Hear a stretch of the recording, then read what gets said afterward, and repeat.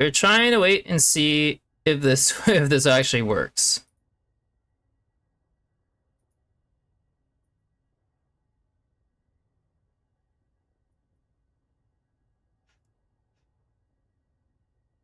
Hmm.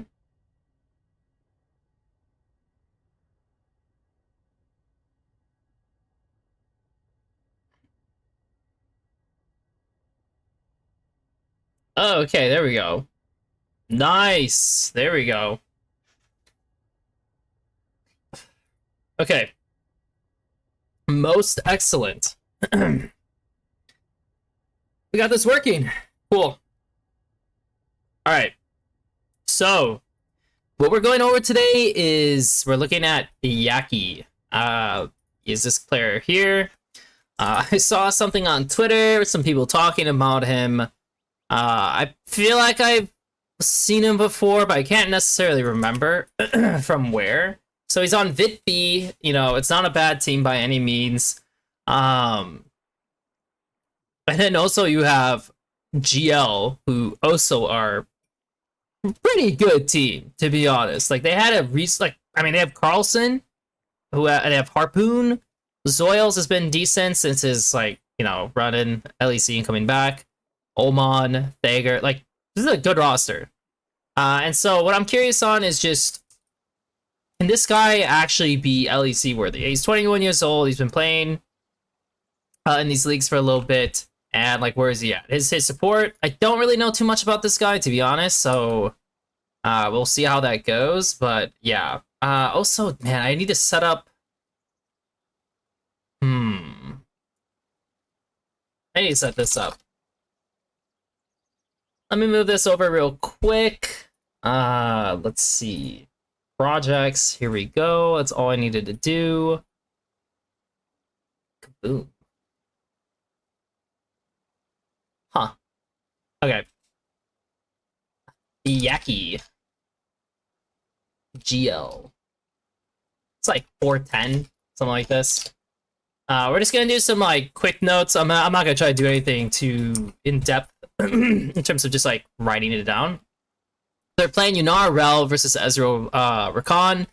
Rel did get a nice, not even just a nice, a very good buff. I mean, the last time she got buffed for her movement speed, her E, was a while ago. Like it's progressively gotten nerfed.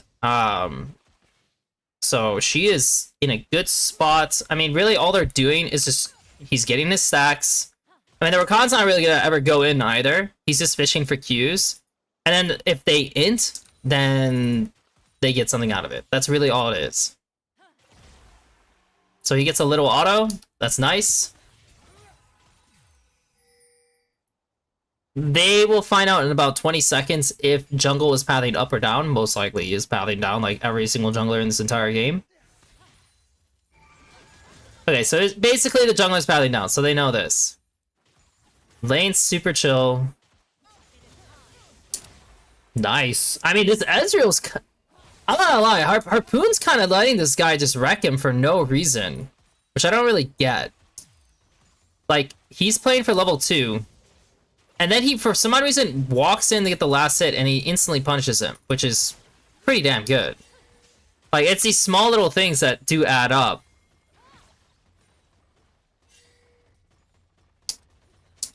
So again, we know that they're matching, and Pantheon will be first in the river.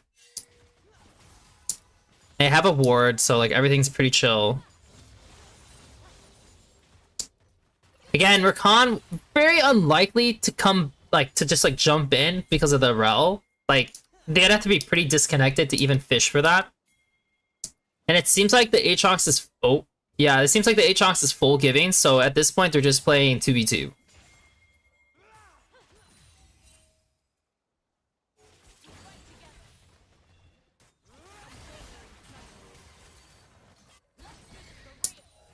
Okay, this actually would be a time for them to look, if they're ever going to look.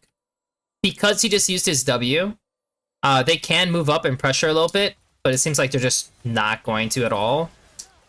Which then, in return, I mean, because like once he misses this, it's like, okay. I mean, can he go back in though? Is it bad? I don't know. I feel like they definitely could fish for it a little bit. I mean, they are matching lethal tempo. Well, either case, he didn't. And then the Rel presses in. Double stun. Quick damage. Yeah, I mean, he's just playing a very standard game. There's nothing like out of the ordinary about what he's doing, but it's just like a very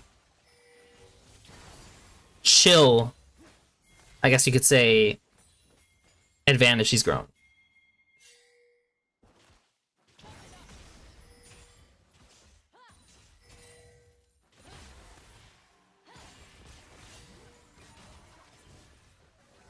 So they're basing on cannon.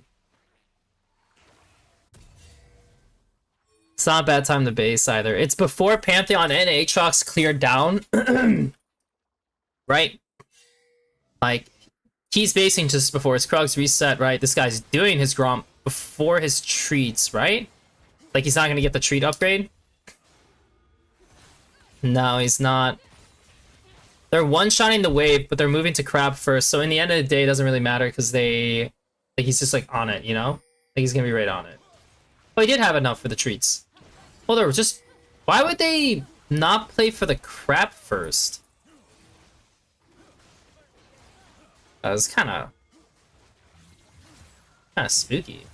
Okay, the Aatrox hella trolled, so the Aatrox has nothing. But he did get poke.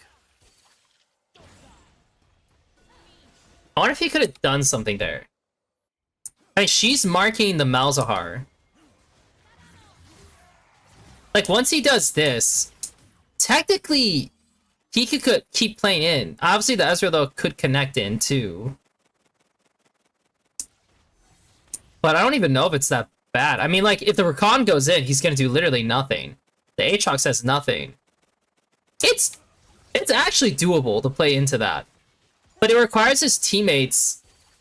He requires him to fully trust that his teammates are gonna follow through. I don't know why they did drag, though. That didn't make any sense. That made no sense at all.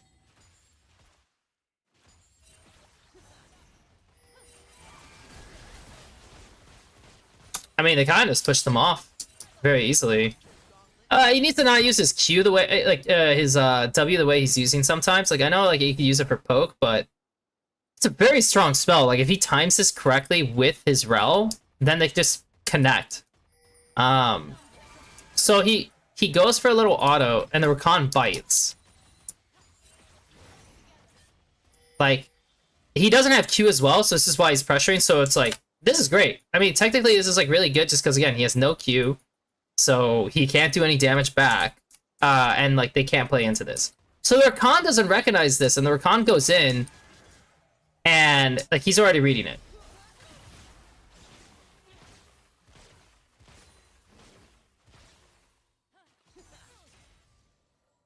That's pretty bad by this guy. And, like, they're playing scared of Aatrox, and I do get that, because, like, the Aatrox got this, right? He dipped and he hit level 6, but the thing is, if he stays on bot side, like, both junglers know their top camps are fully open, so, like, the chances of him playing into bot seems pretty low. So I kind of wish they weren't getting zoned the way they were. Like, I feel like when this guy's contesting like this, nah. Like, personally, nah. Like, I think he should just toss his W and just, like, fight him. Like, I'm not sure why he doesn't do that. And if they bait the Aatrox, that's really big. Like, because they're not dying. Ooh, I don't know about that. Yeah, I'm not really sure why he opted to do it that way, but sure.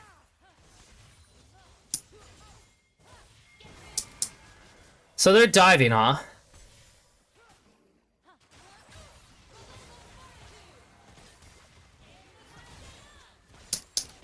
I mean, they do successfully zone with the ulti, which is pretty good by them. It's not bad in the end. I mean, you go up +6. They got a plate, they denied XP. It's not bad.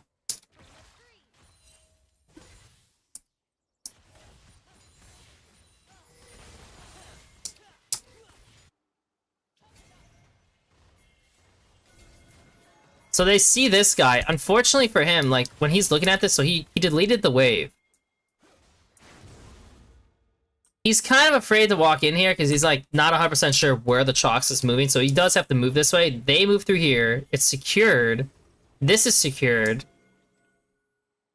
Maybe he's worried he's gonna get played on here, but if that's the case, they're gonna turn on them real quick. And the Rakan is probably gonna get screwed in that case. So I feel like he should have a little more confidence to move there, but I also do understand why he might not, because he doesn't even have R for his E.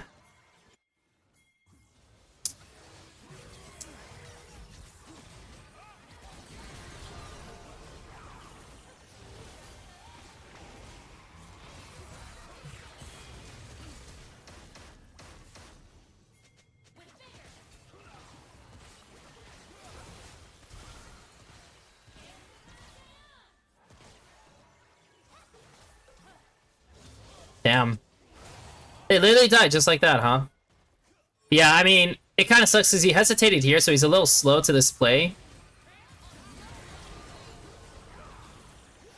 His W didn't get a lot of value, but I mean, at the end of the day, he's just, like, going for it all. Can he flash in here? I mean, they're not 100% Well, I mean, he's getting ultied. Rakan, if he's tracking it, Rakan has no W. Honestly, he could. Like, he could flash E auto, and this guy's dead. It is doable. And I don't think they ever kill him because... No, I don't think they actually ever kill him. He definitely would have baited the fight out, and it could have turned into something more, but at the same time, in the end of the day, if it's possible to chase these guys down and just get kills without burning any sums, I mean, you're probably pretty damn happy about that, right? Like, I would be super happy about that. So cool. Got a kill. Lane is Lane is going great for what the matchup is. He's just scaling up.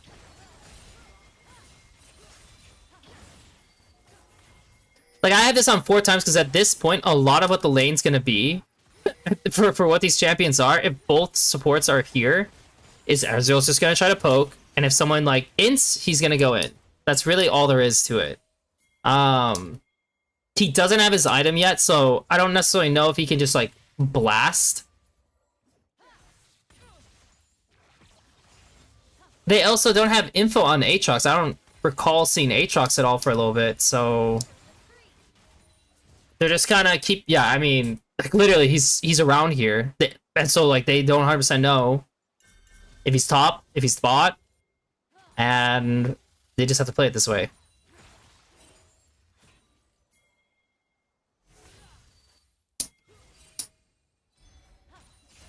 So it's showing good discipline. I will say that. For how this game has gone, it's definitely been good discipline. And notice that once... Watch this. So... Watch how this plays out. So they're just contesting, right? Here's Nard. So they're making a play on Nard, right? Look at this. The second they see this guy show here, he's literally in there. He's already fighting. And he's like, alright. Dodges this. Honestly, low-key... When this happens, like, I want to see if you can play this differently. Because this guy is just throwing his W out without his R. I don't know if he knows this, but if he can dodge this at all with his E, because like, he gets out of it this way. I don't know if it's possible to go below, but if he can do that and push into the Ezreal still, oh my lord, are these guys so screwed. Really, they're super screwed. This also would be an opportunity for Rel to just flash for flash to Ezreal at this point. So if they both registered this, yeah, the Ezreal loses his sums, and they're probably zoning these guys 2v2 off the wave. And I don't think Malzahar... No, he leaned up top, so like, oh shit. I don't think that's something they're gonna know. I think it's kind of hard to know at that time, like while you're trying to make this play yourself, but... If he saw that, yeah, they could have gone for that and it would have been pretty rough.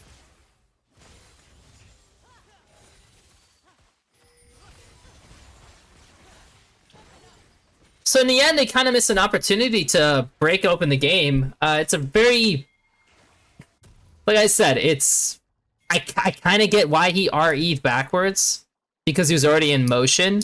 But I do think his rel kind of missed a punish. If he's against Malzahar in mid, it's gonna be like really boring because like the Malzahar will just push it endlessly and then he does nothing. Like they're just gonna trade CS, so he's just kind of stuck mid against the Malzahar, and so I'm just gonna let it play.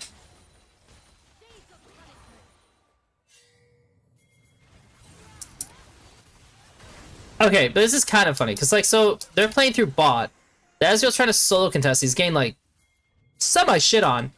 But I think it's just because, like, the Pantheon's doing this, right? But it's funny that the Ezreal somehow is losing half his health. So they actually can, like, slightly contest this. Like, Malzahar's showing the wave, Ezreal's low HP. They're just gonna you out. Okay. I guess that's all they can really do in the end. But he's pretty strong, so because he's, like, at the point where... Oh, we actually have a fight happening. Oh, he's just gonna be able to hit this guy. Oh, okay. Okay. Okay. Wow. So basically he just walks into this fight and he gets a triple. Okay. Interesting. The Malzahar is inting it up, dude. Damn.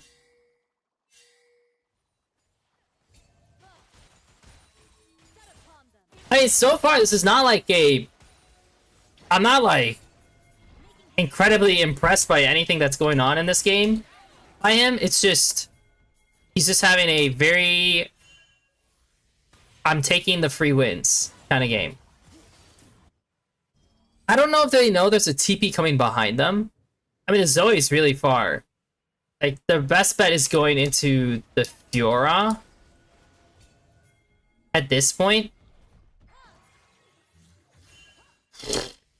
So awkward. But I mean, he doesn't have R. I mean, it looks like this guy's gonna shift up and he's gonna cover the mid wave and then they're gonna help boost the top wave. And that's just like how you're playing it, right? They kind of walk back into numbers disadvantage and he flashes really early. Really early. I don't know if he knows that... What do you think was gonna happen? Actually, I'm not even sure why he flashed so early. He got really spooked.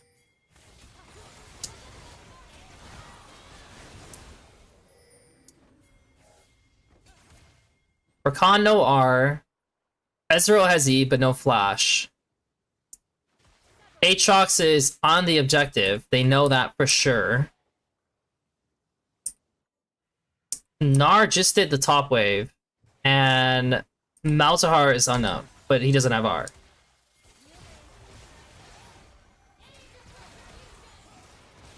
I mean, it's just a... I mean, it's just a good punish. No? It's just a good punish he recognized. It was a good Q, too, or W, too. Like, he disengaged right away, but honestly, for the way he was doing it, he might have been able to even hold his E. He might have been able to hold his E. I mean, he could have just killed the Ezreal straight up. He has barrier too. And the Pantheon has R. I mean, the Pantheon's literally R'ing already.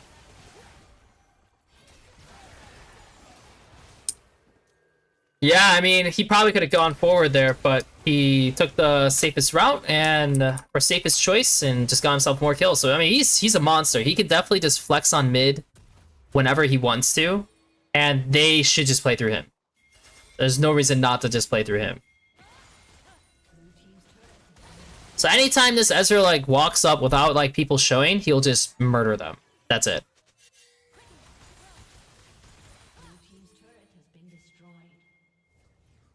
His team's not playing through him, so he's not really supposed to do anything. He's just collecting waves. His team is now playing through him. on this timer especially, and his path has R. So if he wants to, he sees Rakan on the left. On his flash, he has no flash. I mean, the Rel's here. The Fjord's literally pushing bot deep. Like, Nar's here, Rakan's here. They don't know where Aatrox is. They don't know where Malzahar is. What is Malzahar's tempo, though? So, basically, the Malzahar could be on mid-wave. He could be playing behind. And, like, his play would be trying to, like, flash onto Yunara if she, like, eat into the Ezreal. That's really all I can really see. But I feel like this is just way too conservative, to be honest. Like, for how strong he is, how strong his Pantheon is, I think he's I think he's giving too much space there.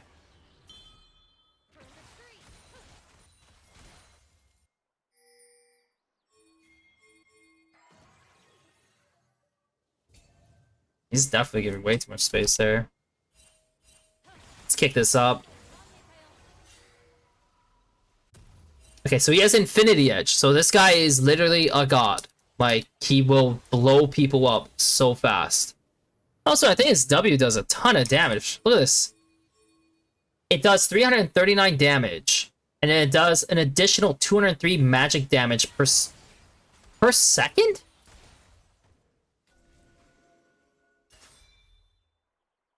That can't be right. It's a lot, man.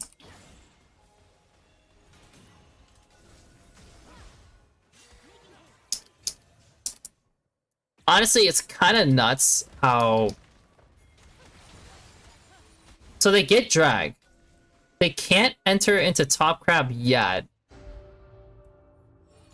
No Nars here. Nobody's showing on bot. I think the answer is that because... Okay, so Malzahar just showed. So Malzahar showed, Gnar is like around here. Which means what? If Gnar is around in this area, or like moving around this way, you probably take the fight. I mean, the Aatrox is weak as shit to the Yunara. Like, he has no armor. He will get murdered. Easily. If the Malzahar is bot and they don't have a way to lock down the Yunara, it's just GG. And he does have Panthar, so it seems like the Rel is scared to walk in to get space and not account on the Yunara. The Zoe goes to the wave, which means they think they're cheating to get the crab, which, yeah, that might be true. But it's kind of interesting that they don't even still flex in this position, because, like, you take this pink, right? Yes, the Gnar can, like, play on you, technically. But I don't think they have the tools to really get onto Yunara and, like, ruin her. I really don't think they have it.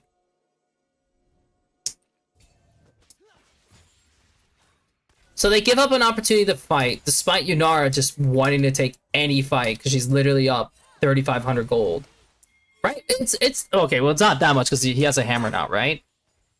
No, it's pretty close, though. It's like 3 grand. Like, he's up hella gold. Then we go through the Fiora lane. So, like, she's freezing, but, like, I don't really give a shit. Like, I just want to boost these waves forever and make my like, allow my Yunara to play the game to become, like, what she should. So, they kind of just stall out. Then the Fiora decides to fight the Gnar. Now they're boosting mid waves, but he hasn't flexed once.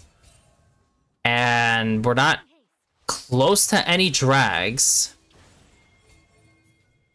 So I think I'm just going to let it play out at this point until there's fights, because I think his team is doing a pretty shit job. And I think he needs to be doing a better job of calling the boys kind of do what he wants. Because, like, if you look how this fight... Like, okay, so, like, we finally get a fight, right? They're waiting to plant. She's going...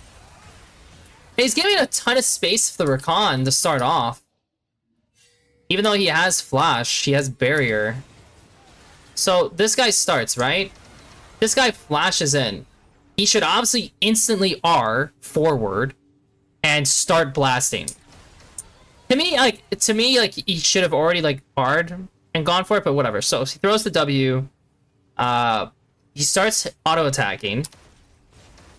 This guy gets away. Now, obviously, he can't just chase down, right? But he should start autoing the Rakan, at the very least. He backs away. He's giving all this space. But to me, it's like, I want to force the Rakan to go on me. Make him go on you. Because what are they going to do? If he goes on the Yunara, then you have the Pantheon pushing into the Aatrox. So the Rakan's always going to have to go into the other two, right? Like, if he went on this guy, I mean, he would have to, like, use his W, because if he runs at him, this guy will E away while autoing him. So, like, he has to try to throw the W, but he can't throw the W. So, in the end, this is, like, a terrible play for him to always go for. And yes, the Ezreal does have access into her. And if he really wants to, I mean, like, literally, like, he could push the Ezreal pretty hard at this point. Like, he could probably get away with E'ing forward and just smashing the Ezreal right away. And he would have to run away. And if he runs away, these guys have no protection. All they have is this guy. But this guy can't go. I mean, look at this shit. This guy's right here. If he goes forward, this guy's going to get hit by shit, and it's going to be terrible for him too. So I think he's playing really conservative for this fight. Now the Rakan goes, but again, look at this. Why did he flash? Did he have to flash?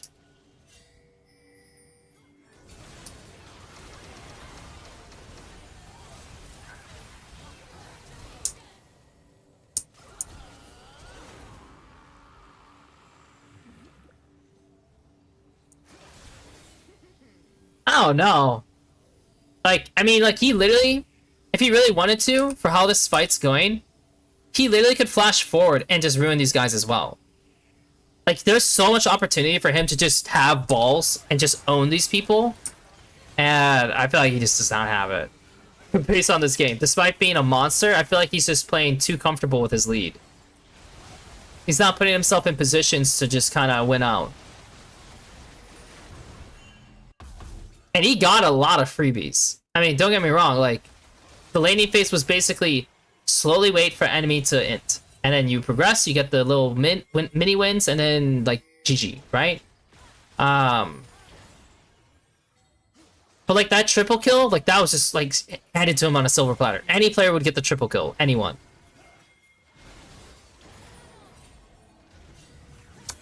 So, he gets himself into another fight, another situation. This guy's just inting. They get separated, which is pretty awful. And so my question is, they use Rakan, and he dies. Okay, that sucks, right? This guy has flash, he doesn't have flash. So he can't really flex into the Gnar, but can the Rel just, like, mess with him, you know? Can they hold the line here and play into this? He has R, but he'll never get in range of the Yunara. The Rakan is actually pretty separated, so all that really matters is knowing where the Malzahar is in this fight. And where is Malzahar? Where the hell is this guy? Oh, he's gonna pop up here. Okay, so he pops up here, so he definitely can't really mess. He could probably mess with the Gnar right around here, but he can't use his R. And the Gnar would try to flash R him, in which he's gonna have to, like, react with E, which is a little hard, a little dicey. I don't know if I would necessarily go with that. But can they hold the line here? That's the question, because if he fights in this pocket and Rel goes in, can they win? I don't know. It might be doable. Like, literally, he might have enough damage to make it work. But I do get if they opt to not do it. But at the same time, if you're not going to do it, then you just need to run. So how does he play this awkward situation now? Because he's just going to get Malzahar. That's, like, the main problem with this. Dodges this R. And he's dead.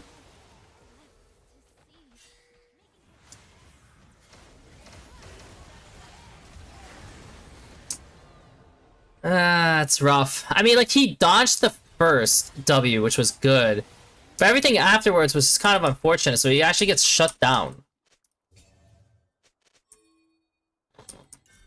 Pretty awkward.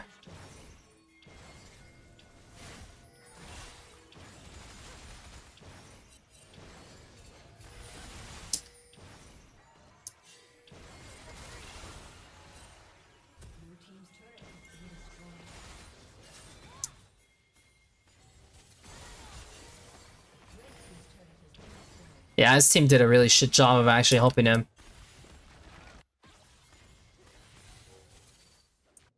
I mean, it's 3 guys, but no shows on sides. So... And both his solos are on sides. And his Zoe has just been on side so much this game. Like, it's been very obnoxious. So, can't do anything. Like, not his fault whatsoever.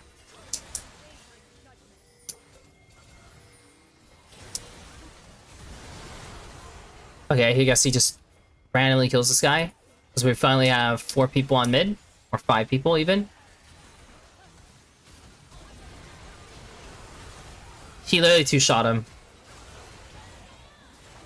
That's crazy. At least they finally did something, right? But damn, like, that's how strong he is, by the way. Like, he literally 2-shot the Ezreal. There's not a lot of champions in the game who are doing the shit that Yunara is doing. Honestly, I hate Yunara. Personally. I feel like the #1 thing I would nerf about Yunara is her R. Like, her RCD at the very least should be nerfed a bit. Anyways, he's supposed to just run. I guess they catch up to him. He dies. It is what it is. I'm not really going to say much about that.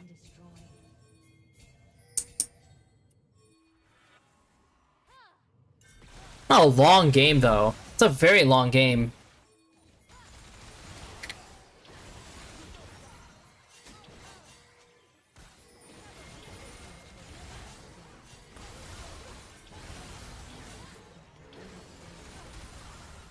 I feel like what I saw from Harpoon was not great. Zoils was also pretty bad. So they're just turning it up.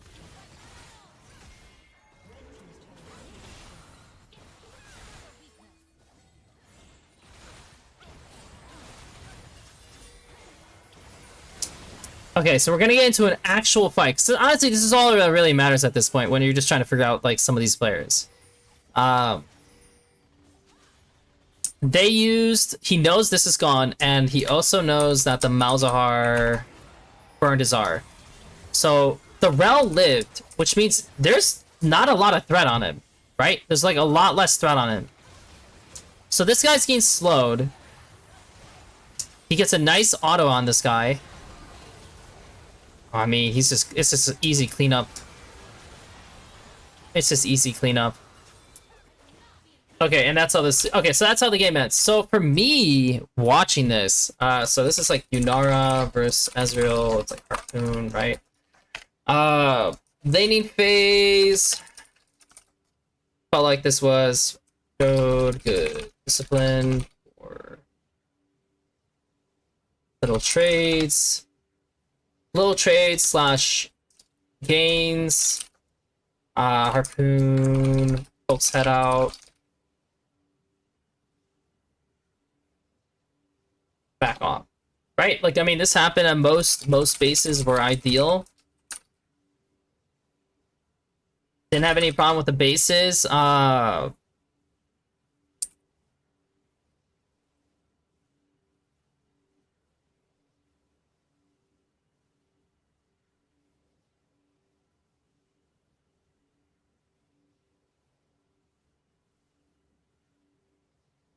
Mid-late, or let's say mid lane, right? Mid lane situation, right? I think team barely boosted, promoted him flexing at 2+3 item. Ezreal was severely lacking.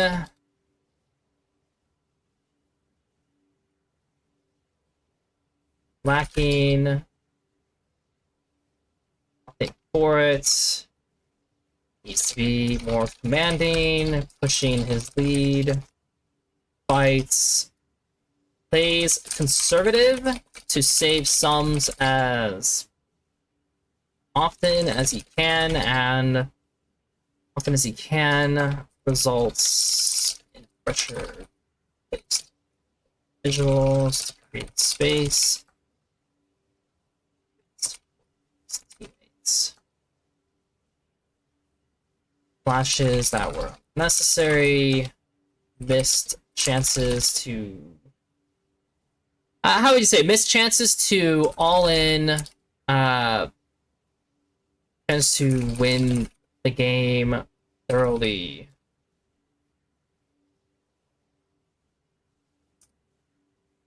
Like, if I were to look at this, so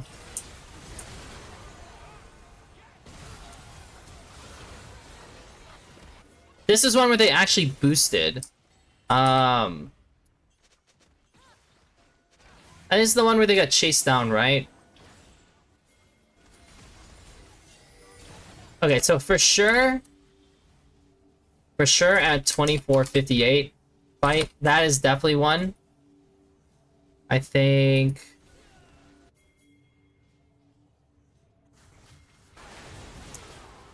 that was an easy cleanup for him. That was actually a really good punish for that one. I should note that. A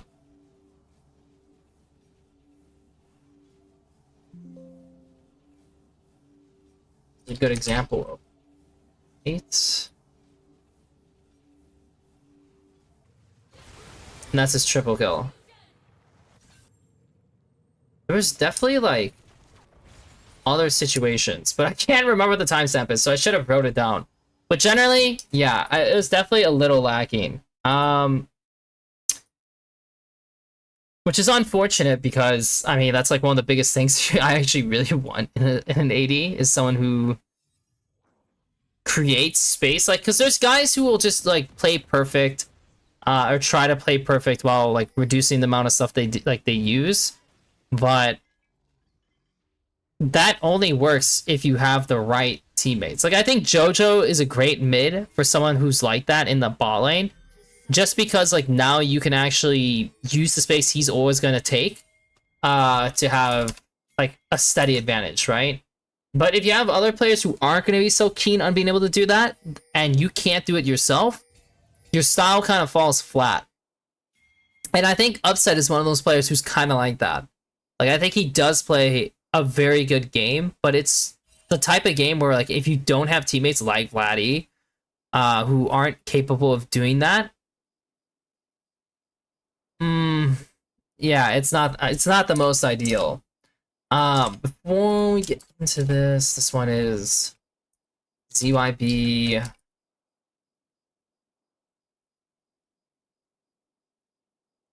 Jezu. From what I remember this, okay, I want to get some more water before I continue this, so just let me AFK for a second, but from what I remember, this guy has consistently been like a perfectly fine tier 2 AD. Jezu. Don't think I really care for their jungle. Don't know much about their top and don't know much about other support, but give me 1 second.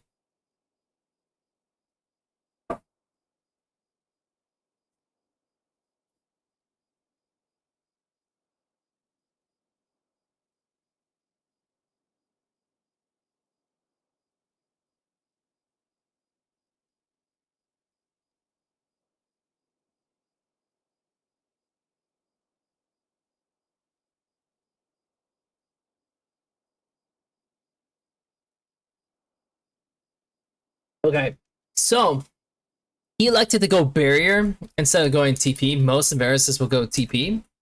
Again, they don't know where the jungle starts, so they won't find out until like a minute 50. Nautilus versus Rel. For the most part, the Nautilus doesn't just want to like initiate unless like it's just for a good chip damage, right? Like he can walk in and just use his W as well to kind of do some trades. I guess he's found a hook. Sure. I mean, if the Corki's gonna do that, and the Nautilus can actually fish for a nice hook, by all means. I mean, taking some chip damage kind of sucks, but at the same time, if the Corki's doing that, like the Nautilus is like fine trading the HP, to be honest. Like, it's not really not the end of the world. So the Corki's walking up, the Rel's blocking him, and this entire time, the Corki's actually just getting shit on.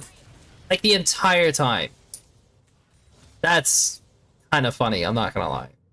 He's also lethal tempo Varus. So that's, I didn't even realize that, so that's why he's doing this way. And the Corki can't fight him, by the way. Like, even if the Corki had E, like, he is disconnected, but if he flashes any rel damage, like, the Corki's kind of screwed. So, like, they're trading. There's no E coming out, so this guy feels pretty safe. And also, if the rel flashes, it does expose the Corki to the Nautilus, so the Corki kind of just placed himself in a bad situation. Yeah, obviously, if he gets hit by the Q like that, it's so doomed. But it didn't turn out that way, and these guys need to get the hell out of here. The enemy dueling, because, like, this guy had lethal. And I'm kind of... I wonder if he could have just kept going, no? Like, they know Zin's pathing down. He doesn't get hit. At this point, he should start pumping into Corki. Like, he has a huge HP advantage. I'm actually kind of confused why he doesn't. He definitely should. That's crazy. Honestly, if I was him, I would have kept going. It looks good for him to keep going. Full stack lethal, like, it's super bad for Corki. Rel's gonna do literally nothing. What's the Rel gonna do? She's gonna walk forward, and then this guy's gonna kite hitting your Corki the entire time, and you do nothing. And then the Nautilus is gonna flash on the Corki's head, and he's dead. Like, so he missed an opportunity to, like, go all in. Like, but I will say, what he created in the first place was very good. Like,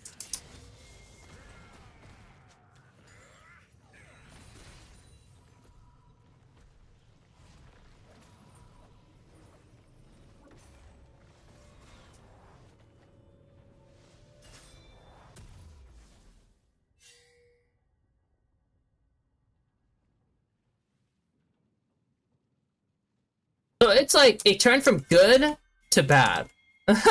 Like, in the end, there's no, like, bad to it, right? But it's just he lost an opportunity to fully win out because he was being, again, he's, like, being too conservative.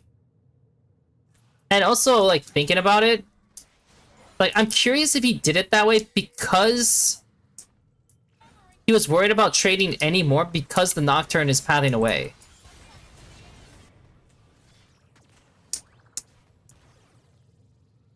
I don't know. I feel like you should still go for it, honestly.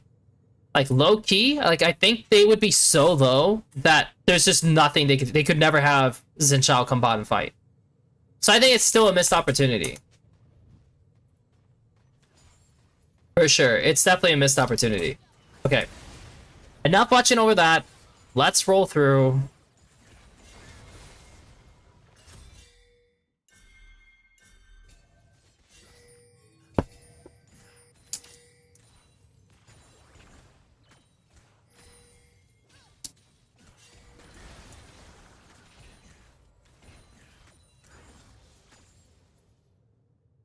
So, like, they can definitely poke with E. The main thing he's looking for when he's throwing his E, like this, obviously that's terrible. Because really what you're hoping for is once you toss the E out, the Nautilus is going to pressure the hook. And at this point, especially with Corki coming back with a tier and he has longsword dagger, there's a very reasonable chance that they will just kill the Corki if they latch onto him. Like, even if the Rel, like, counter engages, like, I'm pretty sure these guys are just, like, really screwed if it goes down that way. So, I assume he's trying to bait out the Q. That's what's happening here. And he definitely could just keep going on this trade, by the way, because the Rel is so disconnected. Like, the Corki's gonna have to W away, which, yeah. So he actually could have traded another auto, then held his Q out, and gotten a 2-stack damage hit on this guy, but he doesn't. And so at this point, he's probably gonna fish just to use a Q to, like, poke the Corki, because, like, I don't see why not. Like, you're not gonna be hitting this guy. Okay. I mean, I'm kind of confused why the Corki actually just opted into that. I mean, like to me at this point, the Corki is probably just using his spells on the Nautilus, and you're just dipping, and like it is what it is, right? But he tries to fight into the Varus, and again, if the Varus hits that Q, I mean that guy's screwed. So don't really get what we were doing with that at all on Jesu's side.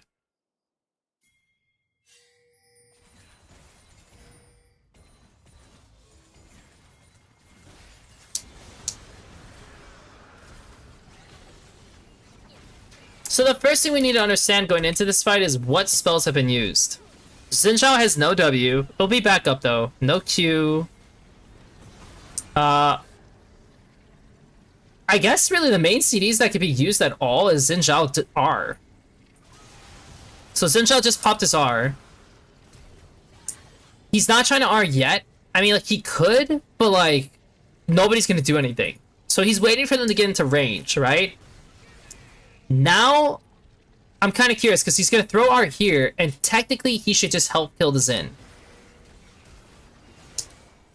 So he kills the Xin.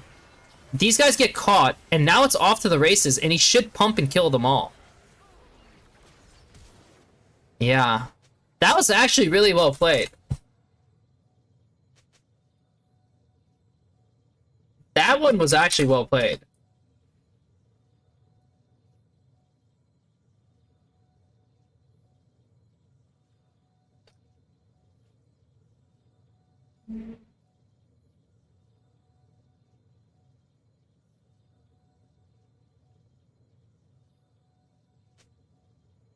That was good. That was actually really good by this guy. Like the best he could have played it, for sure. Because some people might have instantly R'd, but if they did, the Xin Zhao was just running right away, you know? But he waits to let it develop, and the Xin ints, and then the R comes through, and yeah.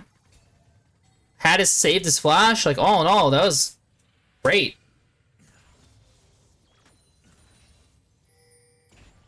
So I'm kind of curious if like his main thing is just making smart decisions. That's what I'm kind of curious on right now.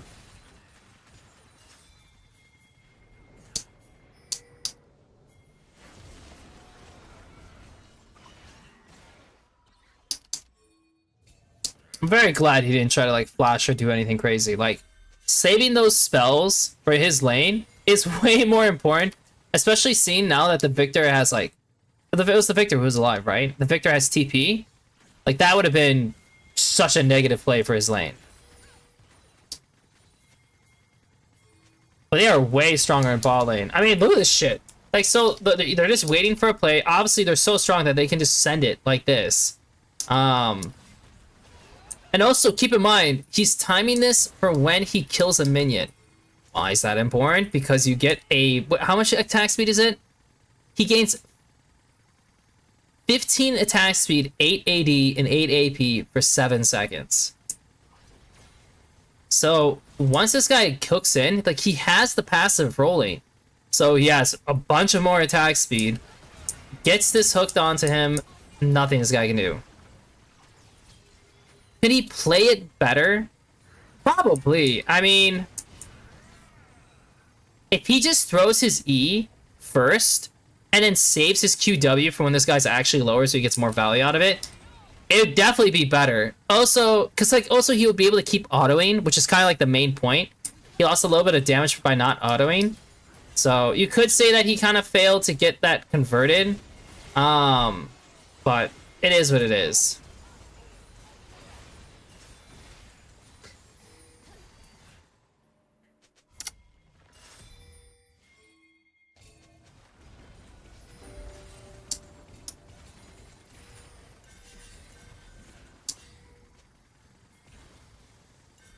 So they're pinging that this guy's top side, the jungle.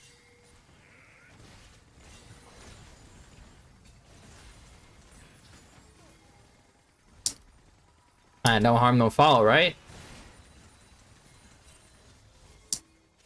He just popped up in top side again.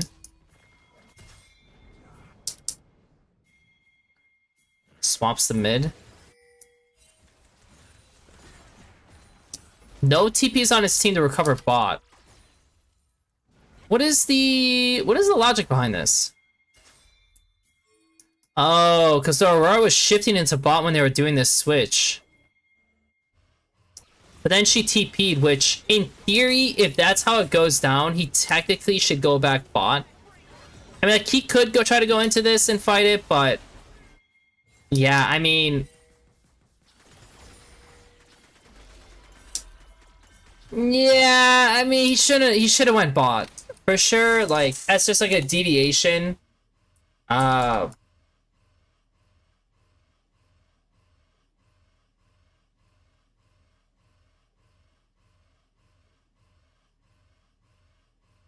that is on him, by the way. Like, that is fully on him for letting that slip through.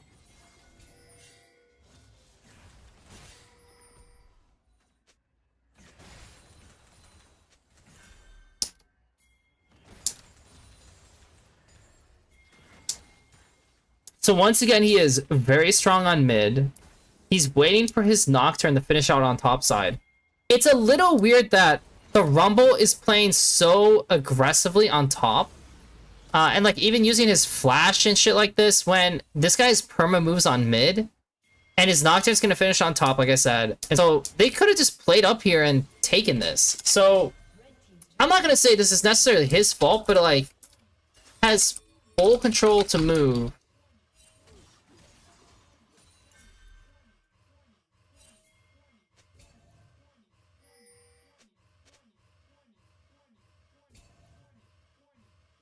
I don't know. To me, I'm pretty sure he's a mute.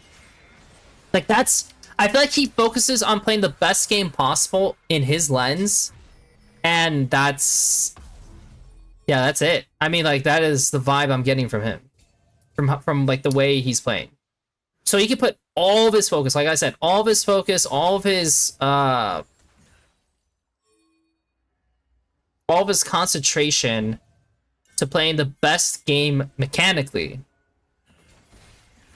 which does help. Obviously, if you don't have to like do anything, like it feels pretty damn good. But damn, I mean, like I said, if you can move through mid permanently, you should probably make use of it. Like, these guys are TPing up here, right? They got the crab. The next mid wave is here. Personally, I would play the next mid wave high. So Nocturne's in the area. He's chilling. The Nautilus should be, like, in between as well, just waiting to see what happens. Both of them can play it that way. He catches it high. If someone shows here... Right now, the jungle is showing top, by the way. So jungle's showing top. We know Ornn is bot side. With no TP. If they were ready, they could just literally pounce on this guy. And get his flash. Straight up. They can get his flash. Because the jungle showed up here. Ornn is bot with no TP. Yeah. Yeah. We're kind of doing it again. His team doesn't realize how to play through mid when ADC is so strong.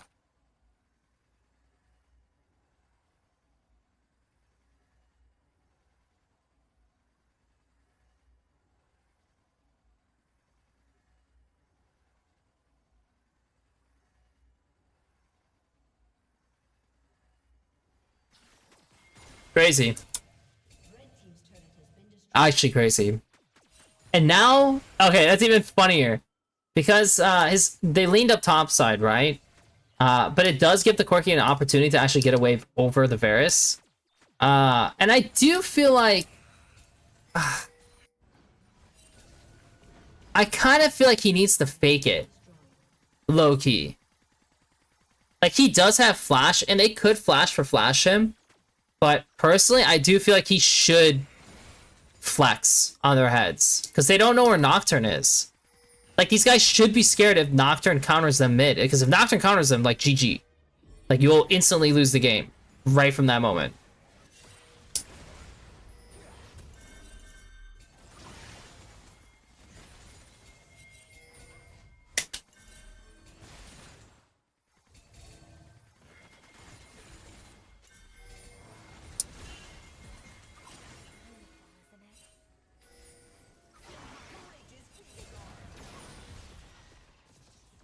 Alright, so what does he need to worry about? He needs to worry about Ornar, right? Naturally. She has flash, so he has to flash the Rel combo if she ever gets in range. I mean, it's really all he can do, right? So these guys are leaning on this side. Everyone is showing. So this is the easiest fight he can ever take in his life. These guys are doing nothing to him. He has full stacks on. He does not... Does he need a backup? He probably does. It is true that these guys can't see him. Like, he might be going... Dude, actually, you know what? He is kind of fucking griefy, though. Come on, just watch how this plays out. So she's not doing shit, by the way. She just W'd away. So watch this. When this guy's coming at him, what happens if Varus R's the Ornn? These guys don't do anything. He literally will murder this Ornn if he does this. So I think already he's like playing this again too safe. Like I think he's literally playing this too safe. So he runs away. This guy also, by the way, this guy literally just stops him anyways, right? So he had no faith in that happening. He's completely out of the fight. He hasn't done DPS for literally like 4 seconds. Now he's finally going. He gets an R onto the Rel. He throws his Q, gets a kill here. And he's just playing classic cleanup, but like, by the way, his entire team ate everything. Like, he never put himself in a single spot of danger.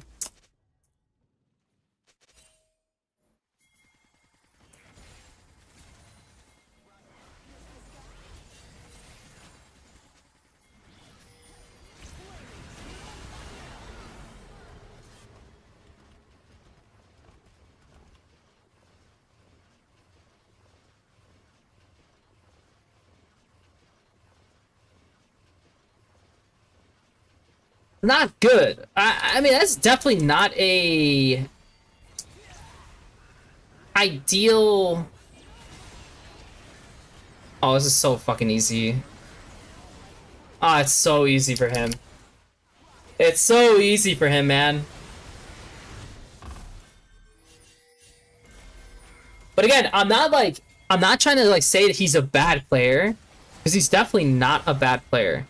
My main thing is just that because like again, if he's not making a lot of mistakes, and he's a very consistent factor, it is really nice to have a player like that, and he is providing that.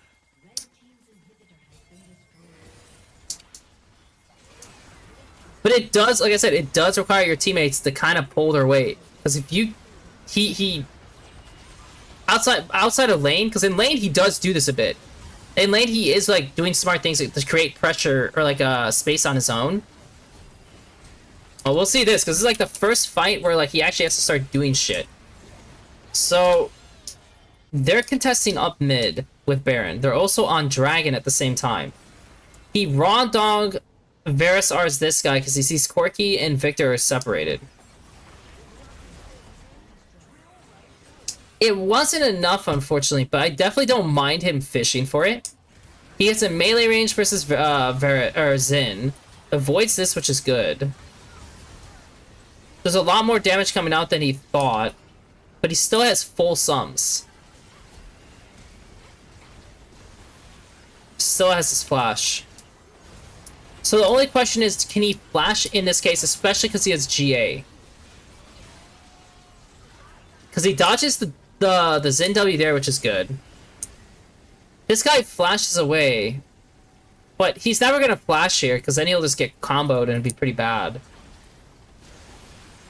I think he played that pretty well.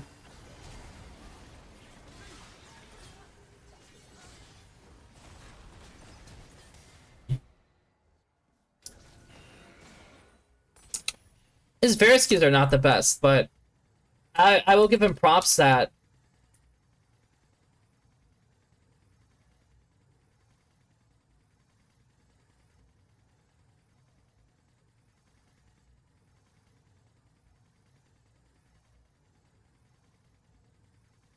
like, when it comes to these kinds of situations, this is, like I said, this is definitely where he shines, because that's a case where, aggressively flashing, like trying to go for it all, and that, like, despite having GA, probably is not the best play to do. Like, it has a little bit too much risk, in my opinion. Of what he did was, like, pretty ideal, pretty perfect to what you should do. Alright, so what about this one? So the enemy's disconnected, and he's walking a little late, right? He's walking a little late. He sees Victor, Ara's gone. Rel has no flash. He sees Ornar coming out. He knows... Does he know that he's not on vision? Most likely. I mean, like, this guy blocked that. I mean... It's probably pretty expected, right? Like, Rel hasn't been in this vicinity. Yeah, no, wait. I mean, Rel definitely has not been in this area at all. It was just Xin. So, he knows that the only vision that could be here is, like, around here, right? Based on where, like, Rel showed. Rel is showing on top side, so nobody's here yet. So he's starting to move. Yeah, technically, like, he could be on vision right now, right? Okay, now he knows for sure, because I didn't even see this guy do this. So he's on no vision. Ornar comes through. Right now, he definitely could just be playing here. For sure, he could just be playing here. They have Rumble R, no Nocturne R, which is like the only scary thing, and no Nautilus R, but they're still strong enough that they can fight, right? So he's like kind of far away, and if he was like kind of standing here, I don't even know if they would see him. Oh, they would. Okay. I guess the vision like works that way. Oh, is it the Fae? Maybe. So they would see him if he was here. So if they saw him here, they probably would not go any further. I mean, they do see him now. But there's like no threat, right? Like they're never going to get on top of him with the tools they have. I mean, this guy would have to like flash on him. That's all they could do. The Victor would like have to E on him, which, I mean, the Victor is in E range. But he kind of just throws the R randomly. Hits nothing.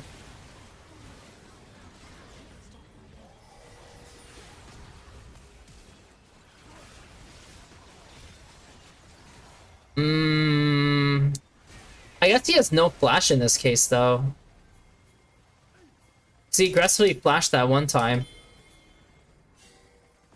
Yeah, that's true. I guess he does have no flash, which is kind of scary. Yeah, that's true. I mean, the Rumble R comes through. Honestly, low-key, if he just saved his R and he just walked up and started autoing these guys, this probably is what makes the fight. Literally. Also, for sure, his Nocturne, like... I don't know what his Nocturne's doing. So, like, when these go in... I mean, there's no need to pressure them here. Like, the fight's going this way, so everyone... Like, he's gonna play in this pocket, which is, like, awkward, but sure. The Nocturne could just stay in this area, and the Aurora should be looking to, like, DPS these guys. Or she's just gonna, like, R in this vicinity if they walk in. So they just have to hold their CDs. That's, like, kind of, like, the... most he can really do.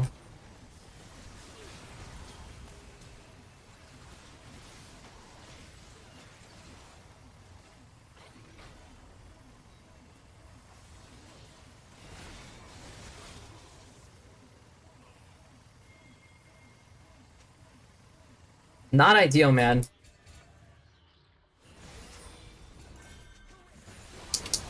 Oh, we kind of just sent it on him, straight up. I don't think they realize that he has Zonias.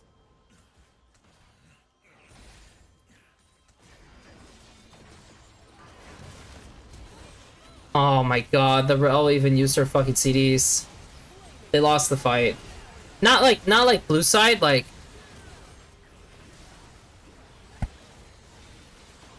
Actually, it was a lot closer than I thought. I mean, he has no flash. Actually, it's kind of surprising how close this was.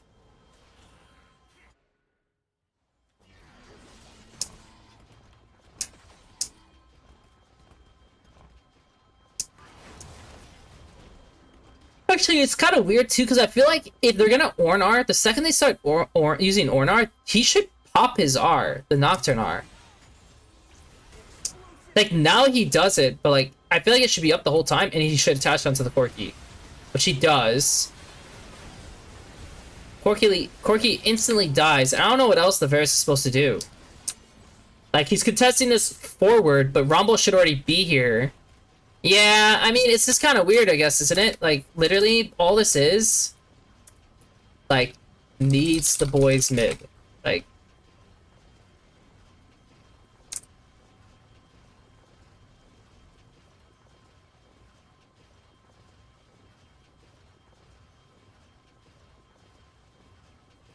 yeah. I'm not even gonna blame him for this. Like, okay, ideally, should he not do what he does based on what his teammates are doing? Yes. But, okay, the game's over, right? But for me, it's just kind of... For me, I can't really blame that on it. So this is the second game in a row where there's clearly, like, disconnect with him and his teammates on, like, what they should be doing with him.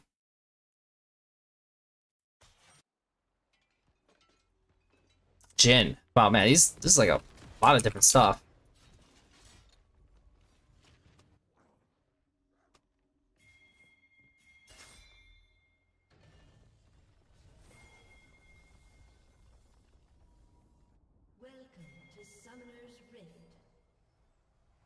Oh, the classic having your mid laner be present. I mean, if this guy, he should flash for it. Well, he didn't even have to flash for it. But honestly, it would have been worth the flash for it, because if anyone gets caught on that, I mean, they're gonna lose all their HP. So the Corki has no flash to start, and they didn't burn anything. Pretty awesome.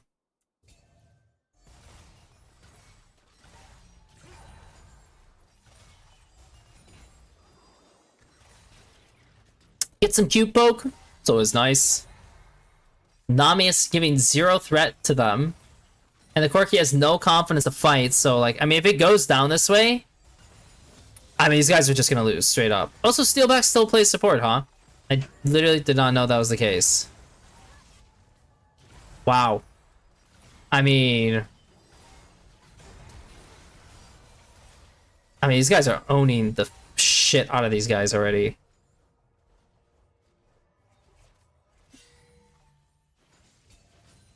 I mean, I don't know what to say. Like, literally. Like, just... His Qs are really good on the wave. Like, they're getting damage onto the Corki. The Nautilus is pressuring the shit out of the Corki, which also obviously is great. They're following suit with W, so it's not like the W is just randomly being used, right? By Jhin.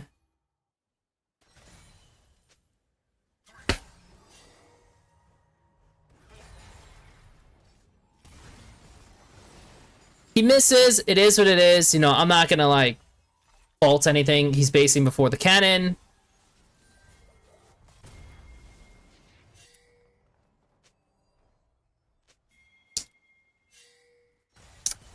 I have no idea if anything's even gonna happen to this guy.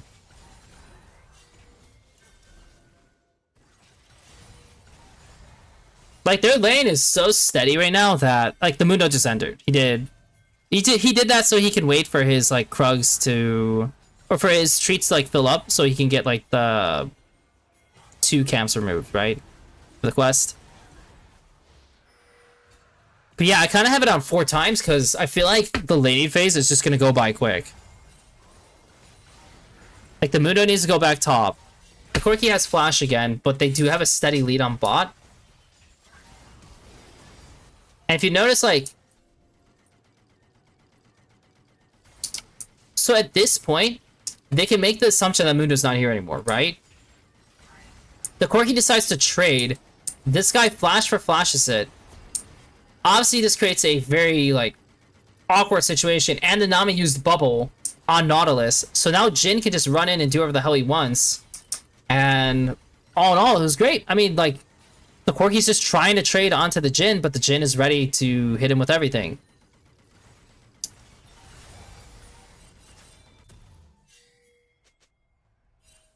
It's going very well. Unfortunately, you have to hear the Corki E sound bug again. I don't know why that's a thing in, like, observers, but it is. So you kind of just have to take it for what it is. Like, even here, like, watch this situation. Like, he can't touch the wave because his team is playing over this way. So he just opens R. And what? Picks up 2 assists? 1 assist? I mean, great. Cool. He bases yet. Honestly, Corki has no mana. But the Corki freezes the wave, which is not actually great for the Corki, because the Corki... Does the Corki need a base? He kind of does. I mean, he does have some gold. So he's going to sit on a bunch of gold, but he's never going to get Triforce done. So technically, he's a little bit in a deficit for this round.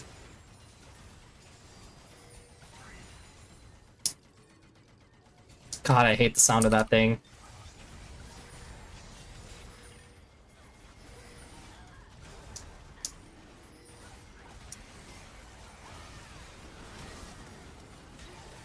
Okay, so I mean, he just gets to like kind of free hit the entire time.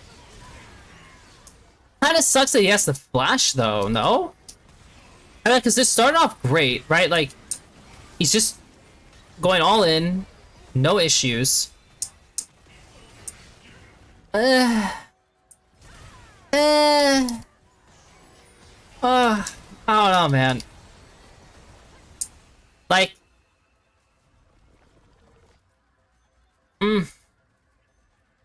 at this point, he just needs to play here, no? Like, just back up a little bit, because, I mean, it's not like he's gonna do much anyways. Like, this guy just got shuffled, so if he got shuffled, or not shuffled, I mean, yeah, technically he got shuffled. But, like, he's probably just gonna run away, right? So if he's gonna run away, you're probably gonna look for a R. But he has to flash, which... I mean, does he even need the flash? Like, he'll get pushed here. I don't think there's any threat, to be honest. Yeah, I really don't think there's any threat.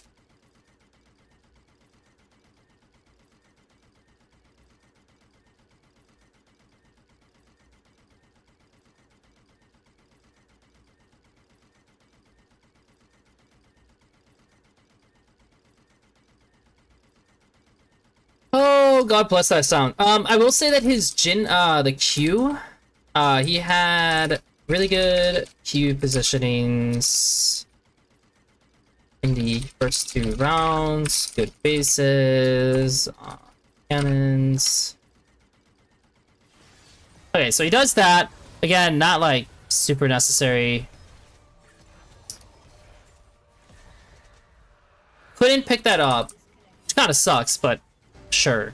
I mean, 2 assists. Got some decent gold.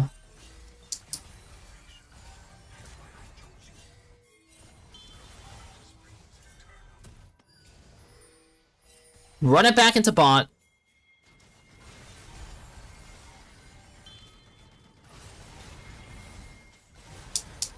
Mid joins the zone. I mean, I don't, like I said, I really don't have like a lot of nitpicking for his laning phase. His laning phase feels pretty good, all in all. I mean, you could definitely build off of it for sure. And having a more complete and stable laning phase is a pretty big thing right now in the meta. Like if you're AD and support can do that, like you're in, like that's like money. Ooh, nice. Waited on the R. Ah. Okay, that kind of sucks. Because like the start of this looks good, right? This is their vision. They see literally everything. The Meganar is gonna end soon, right? So at this point for me, if he was gonna contest, like it'd probably be better to contest here if anything. But man, it kind of sucks that he's in range for this. Like, this is the rare case where it would be better for him to just kind of let things play out a little bit. Does he die here? He does end up dying.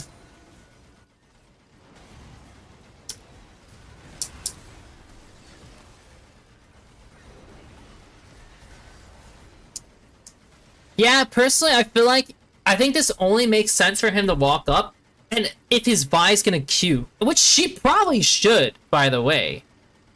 Like, his Mbessa is flake. Oh, dude. This guy's inting. Okay, I'm gonna mute the sound at this point, because, this is crazy. That is crazy how bad that is getting. So, his Vi should have went forward. Even if this guy full combos him into the wall, Jin would be able to walk up and start DPSing. And because the Mbessa's behind, she has free access to just kind of do whatever the hell she wants. Like, if he combos the Gnar, and then ultis either the Nami, he could even just ulti the Gnar straight up, then Mbessa's gonna come in. And then Jin gets all this space. So I feel like this is the case where he's, funny enough, mid-fight, rare case, he is supposed to let teammates create the space. She goes forward, he can play hard.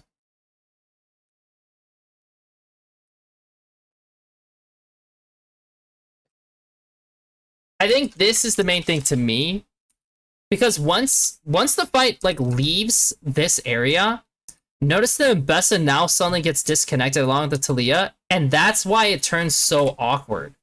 Now, like, the Jin's just like, oh fuck, like we could still win this, right? It's just that should went from like, oh, like it should go from a, oh wow, we like kind of won it, to we just destroyed them. Like, these guys are done. So he kind of lost out on that. The Gnar is 3-0, which is like pretty scary too. And probably why the game like takes a bit. Like, it seems like this is gonna be yet another banger. He's not really that. He's not like the last two games where like he is like really strong. So in this game, he probably will take a backseat a little bit. Like, they probably will go through their Talia a bit. At least I would, right? Like, the Talia's 3-0. Like, I definitely would play through Talia. But it looks like we're kind of just going to go to another fight. They're not going to make any connections on getting sums.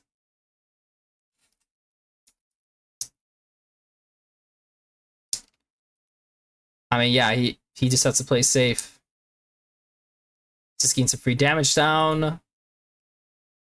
Lars like just randomly entered his face off. He hasn't used his R yet, which is great. I mean, he's definitely in control to just like auto these guys out until they run away. Nice comboing. Or Q auto backs away. Well played. Good fight. Good fight, man.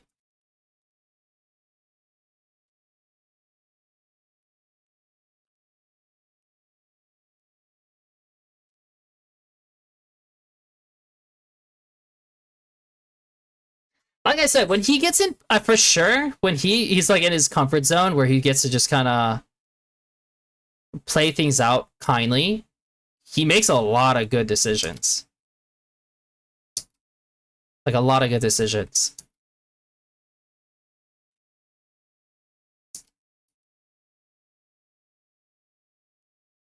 Literally no fights occur for a while, so I'm just gonna kind of let it play out. It's 8 times speed, so like, I mean, we need to get through probably at least 3 more minutes of nothing happening. And like, this is just his team dying, or like, not his team dying, but his team getting pushed out a little bit. And I mean, he's playing Jin. Like he's not like a flexing champion. Like, the only way he flexes is if he has like really high amounts of crit. And that's about it. Like, we're gonna get into another fight where he's on the mid wave. His team is playing in River. So he's catching this high, which means they never go hard. They instantly go pretty hard, but they're trying to burst the Mundo. They fail to burst him, which begs me the question, if they're actually able to get him this low, the Mundo, he should just R. Like, straight up right now, he should just R. I don't know if he thinks there's no, dude, there's no threat on him. I mean, like, it would have to be a guy here. But where's Azir? Where's Azir shown? Oh, he showed down here. Yeah, there's no threat. And there's no way to Corki flanked here. Like, the chances of that is, like, pretty slim. So, he should be using his R. This Mundo probably dies if he does do that. he loses a chance to. Then the Gnar starts pressing into him. They just used a whole bunch of their CDs, so he needs to just like dip. Like they're not doing shit for a little bit until Nas like looks for another hook.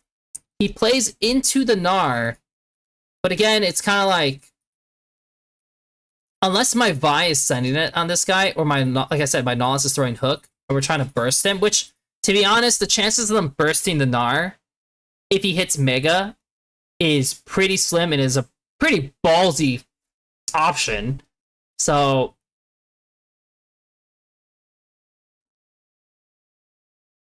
I mean, the Nas had the flash out.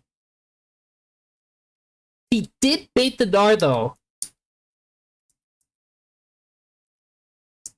I mean, like, he is definitely baiting the Gnar.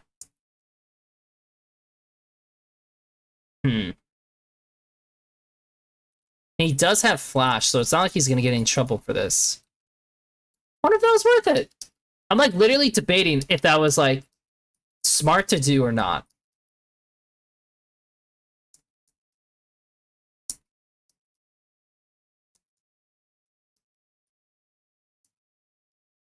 Because, like, on one hand, he kind of needs to hit this guy to give space to Nautilus, or else Nautilus is going to get ran down by Gnar. So, like, he kind of needs to hit this guy. He probably needs to avoid getting hit by the Q, because as long as he's not getting slowed, like, this play is, like, really free. So, maybe it's on him, the fact that he got hit by, like, the Gnar Q. But, like, it does help his team, right? Like, it fished them out. You got the Mega Gnar. This Corki... Oof. Couldn't flash it. Kind of sucks.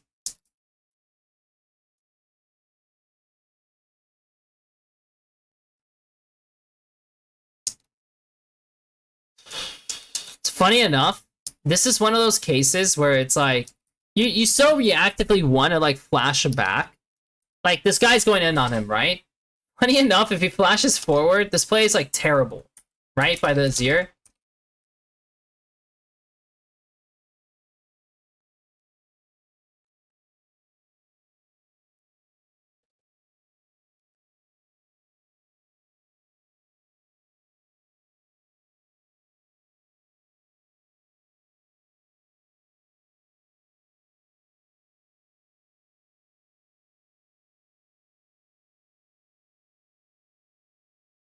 I mean, that's, like, the only change I would make, but yeah, I mean, he did kind of kill himself.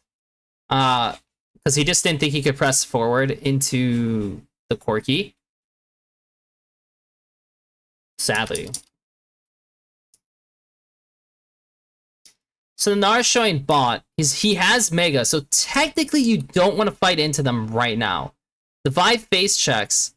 Yeah, obviously he can't just, like, walk into this. He kind of just dies. The guy just, like, dies. Then this guy just, like, randomly dies too. So this match is very funny, to say the least. This match is very funny.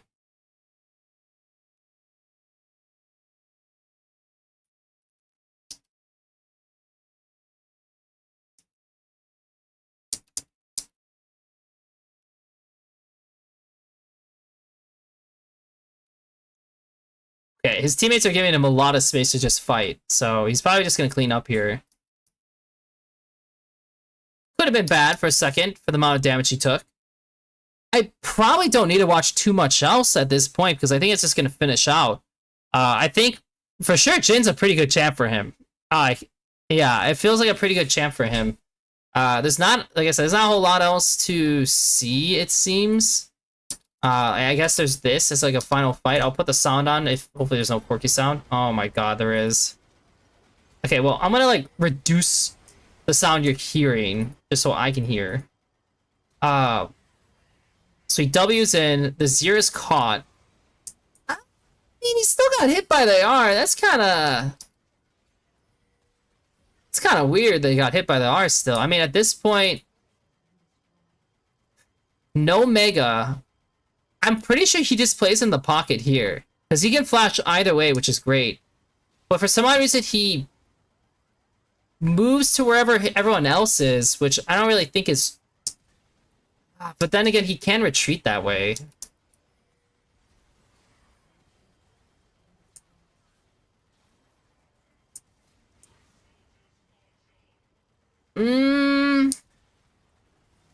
I mean, the Nami Q was kind of nice.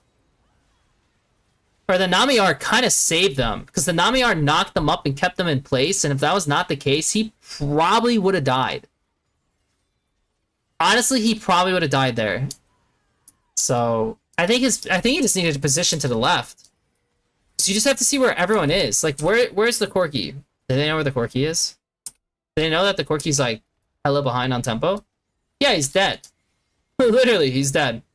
So he spawns now. And so at this point, he would be leaving the base, and it should take him about 10 seconds to get here, right? So there is a... And the Corki actually showed here, by the way. So the Corki showed on the wave, so he's about, like, here. And this guy's... So there's no threat. The Corki is not coming over here to screw with him. So he just needs to hold this position here. Hold this position here, see what happens. Obviously, everyone should not just stack on top of the Zir. I mean, like, that should be pretty noted. I'm trying to see what the Talia does. And see, like, how he, like, changes based on what the Talia's doing. Because she's already moving this way. Which, also, again, I don't know why she's getting so close. Like, she just has to play, like, here. And just throw her E. And Jin can play, like...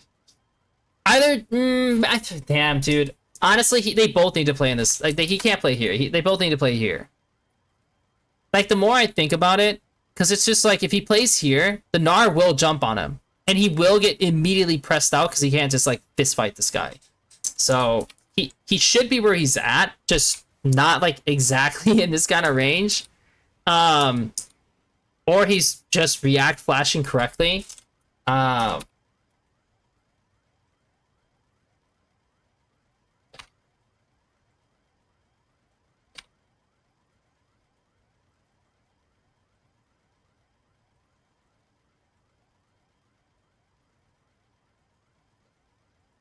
So that's the end of him. I think my main things from watching this guy in these 3 like early matches. Dude, how do I move this down?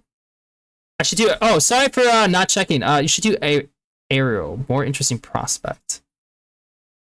Yeah, I got like so caught up on watching this guy that I did not even look at chat. So sorry about that. This guy here. Tunisia. Anubis Gaming. Is this Anubis Gaming? That's oh yeah. AL. Team Wave. One more esport. Beam Esports. Or Bam Esports. Been playing in the Arabian League for not too long.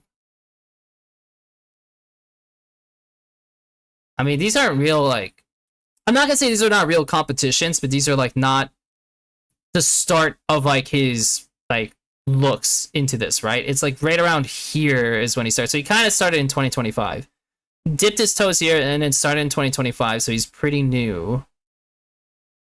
I don't really know his color. Why does that sound familiar?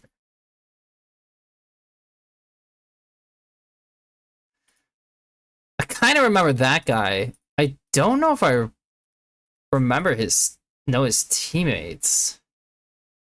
Forsaken. I kind of remember that, but it's like pretty foggy. Don't know shit about this guy, Shanks. I don't really know much about this guy either. So I don't know what his team is like.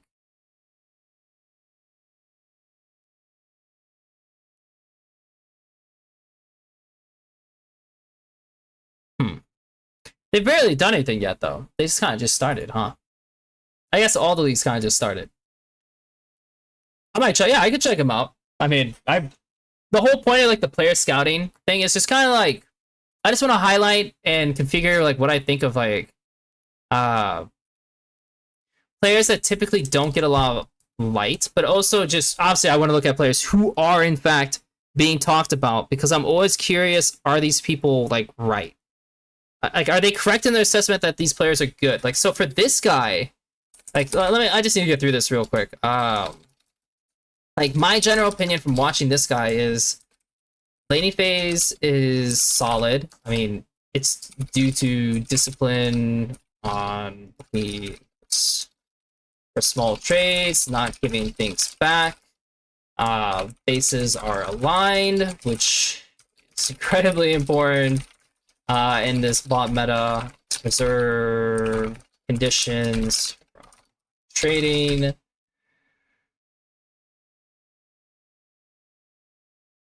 Mid steering is not calm enough. Push forward enough. Seems like he puts all of his focus on himself, which results in higher level of execution. So which is true. But fighting wise, feels like Bao. I don't know if anyone remembers what Bao was like when Bao won EMEA. Bao was like, honestly, he felt like the perfect cleanup ADC. Like like I said, he did not push the boundaries on giving space for his teammates, but he was so consistent at just growing leads from mistakes by his opponents that, I mean, he was just a monster. And he still plays in tier 2, right? I don't think he actually plays in tier 1. I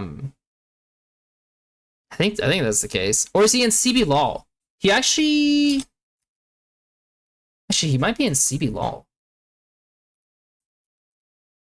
Actually, I should just look him up here.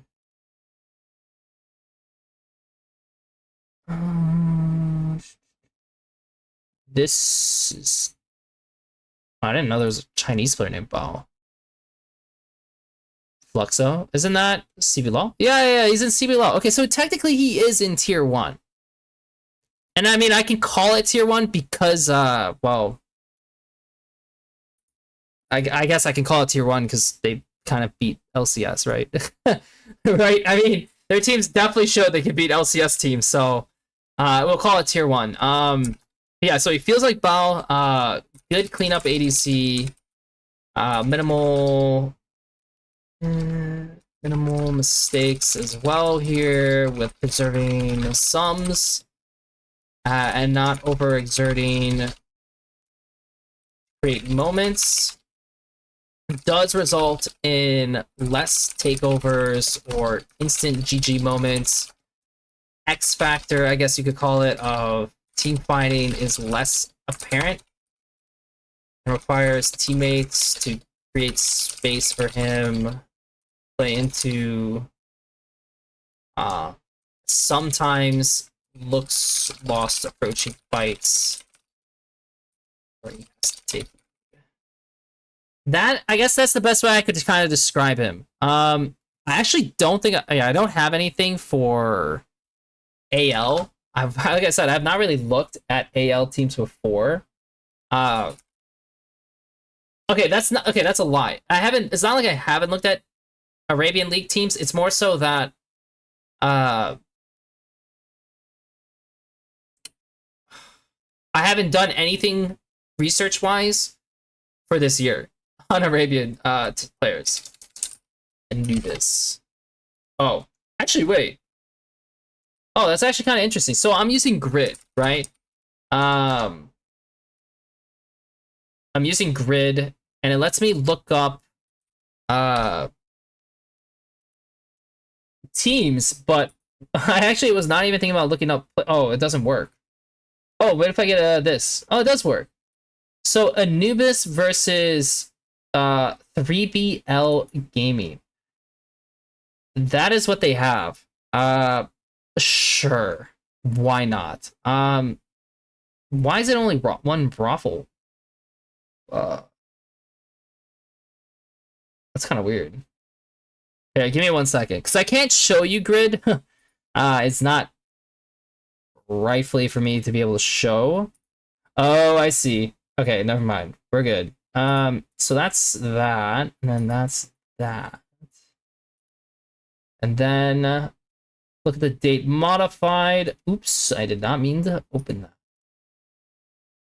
It should be this, technically. Okay, So, okay, so he's in ADC. Oh,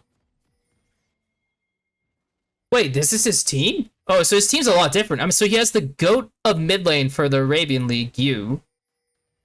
Boda is not bad either. I don't know much about Butcher or this guy. Frozen sounds kind of familiar. So he has the GOAT of Arabian League. Okay, well, I mean, that obviously is pretty phenomenal. Maybe L series.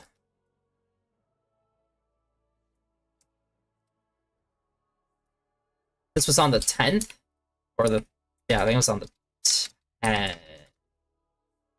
So this is the first game. It's Ezreal versus Sivir against the Leiba. I don't know who this is either. So give me a second.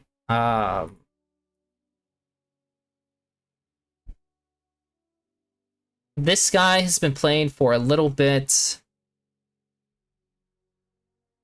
He had a decent run at one point. Again, I don't know too much about him. If I look at his stats, not bad, actually. Shit, that's pretty good. Usually CS per minute is a pretty good indicator to consistency. So bravo to him. I mean, that, yeah, those are some pretty fucking good numbers. He has Pantheon versus Xin Zhao. They might play for mid quite a bit because they have Gu. I'm not really sure how that's gonna go. Oh, he instantly base checks. So he sees Bard and River. They have control of the river. Bard has to start walking down in theory. Start walking down. He sees this, doesn't see Bard yet. They get a ward and they're backing off. So he doesn't know where Bard is. Throws a Q, hits nothing. And there's Sivir. So I'm kind of confused why she wouldn't just instantly throw the mantra. Because the Sivir's not dodging it when we get into this situation. Like, I will say him not having Q for 5 seconds is kind of like not ideal. So they should disengage. It's like when he sees him, like, RQ, run the fuck out. Because they're not fist fighting. The Sivir does actually win this. I wonder if they actually, or can they fist fight it? Because she's gonna get tempo procs up pretty quick, but he is also going to hit him with. No, I think you just mantra Q, you walk away auto, and that's the end of the play, and you make sure Bard can't connect into this.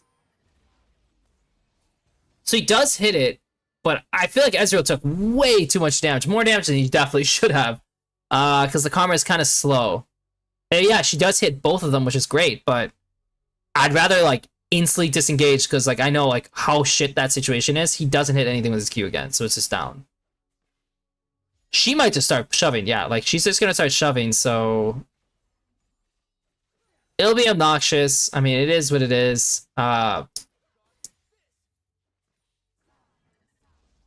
getting good damage down so far.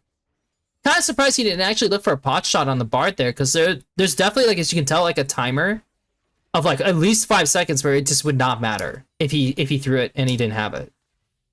So they're playing for 2. They have it for sure. Like they already have it. So like they slowed it down, which is correct. Hits a Q there. That's great.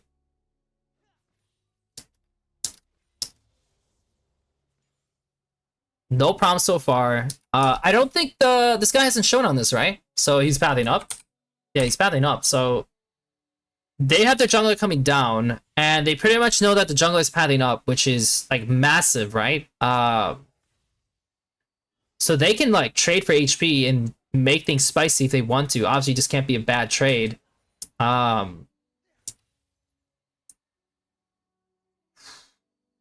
She has Mantra Q.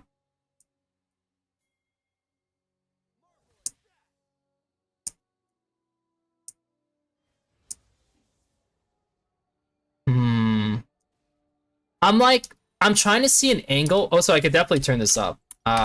Because there's no like champions that are gonna make things weird. It's pretty loud actually. I really want him to save his Q, because if he saves his Q here, like just autos this, right? And he positions maybe a little away from this because like he's trying to look for an angle this way. Obviously, if he rotates this way, she'll rotate this way, and they'll kind of play here. Oh man, maybe it is better to be spread out because I want her to hit a mantra Q, and I want him to like E over and get damage down before they're level 2, like because they know the lanes are mismatched. Like, cause like right now, like if he had it. Like, yeah, you could mantra Q, EQ, and then back up, and the Bard probably loses, like, half his HP. Instead, like, the Karma's kind of just, like, a 1v2 scenario. Like, she's just doing all the work, and he's not really, like, really incorporating himself in those moments.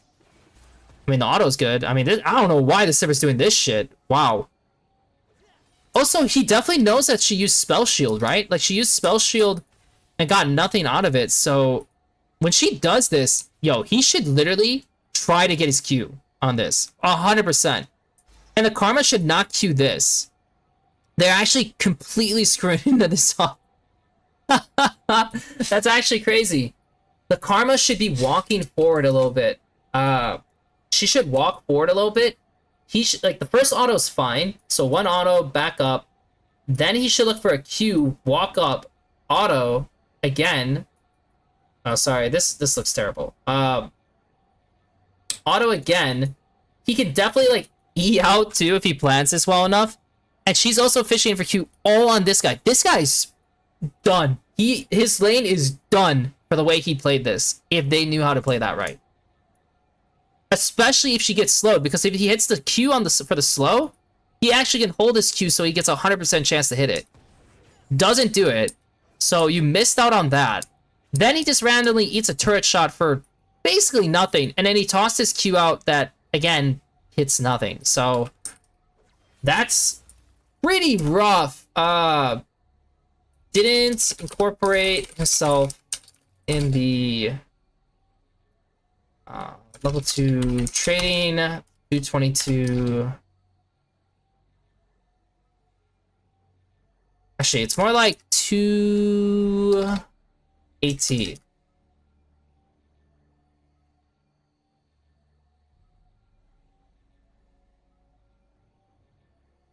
Even solo, he should have... Technically, even solo, he should have gotten more out of that. But his karma should, like, work on it. So he gets a Q there. That's great. Again, the Pantheon is coming down. He... Like I said, he can definitely fish with his E if he wants to. How much is their mantra E?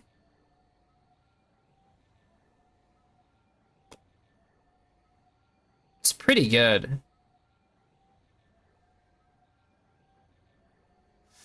It's pretty good, man. I mean, like 140 shield.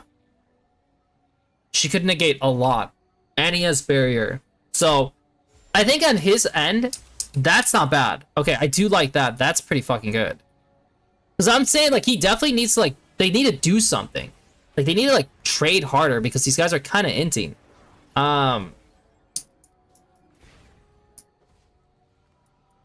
Wow. Really? Really? Are you shitting me? Nah, I wouldn't do that. I wouldn't do that.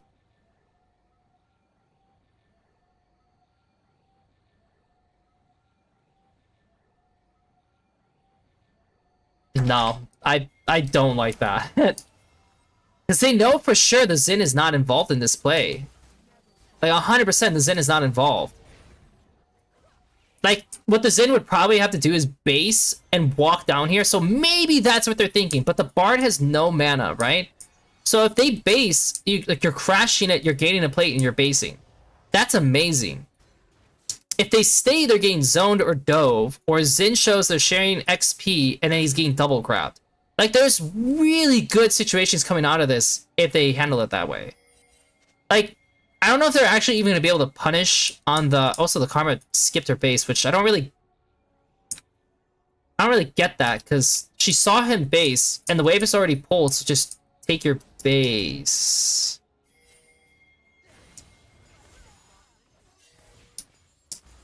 Wow. lo and behold,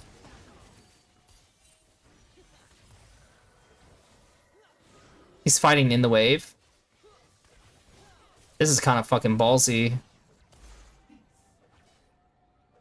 I mean, they shit on the Bard for sure, but like, I kind of figured like there wasn't really gonna come a lot wasn't really gonna come out of them like pulling the wave the way they did. So that's kind of pretty big mistake. Then he kind of goes for a raw dog Q on the Ezreal, which I mean that's like you're kind of like pushing it there, right?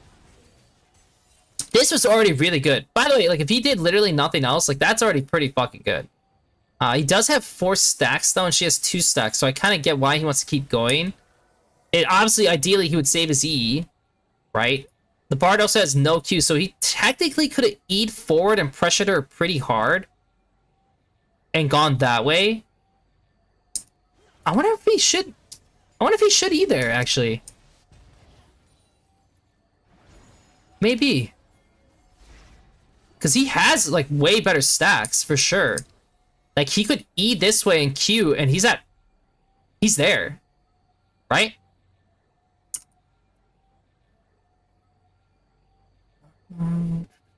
Yeah, he would be at full stacks if he did that.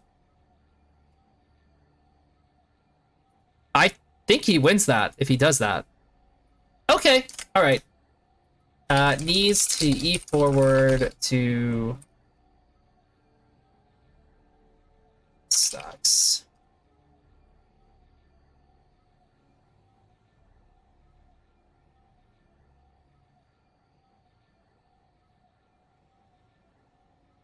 So I think he definitely could have done more, because throwing his Q the way he did, notice it's down for a little bit, so he's kind of missing out on DPS, which makes this not, like, as good as it could be. But also, even at to that point, you know, where he extends it this way, he throws his W onto Bard. I don't know if he was trying to hit her with the W. Oh, that's so weird. Low-key, he could just hard win this on his own. Like, yeah, the Bard has Q again, but like she's just gonna like flash forward and he solo wins this for sure. He could still win it.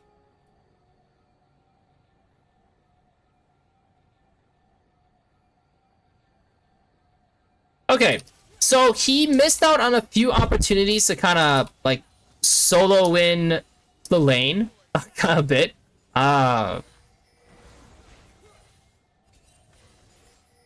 Oh, I also have full vision on. I don't want to have full vision on. At the same time, his jungler is invading the Xin, so like we'll see how that goes. Is Karma? I feel like some of her mantra Qs can be a little bit like they are hitting, but like none of them are really like in combo with like what they're doing.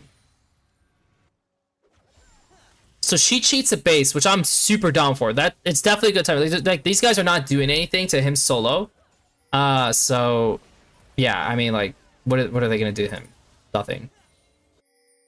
This is the next after this wave he bases. So he's gonna crash this wave, she's gonna pull the wave, and that's it. Get this, back base. She should pull the wave. Which is kind of incredible that she's not pulling the wave, by the way. But sure.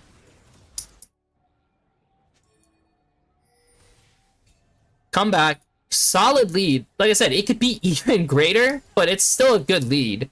Trades with his Karma back and has like a disconnection. That's good. Didn't turn out to exactly what he wanted to be, but like that's fine. Burn some of the Bard's spells. Great. Now you can just kind of mind plates with no issue.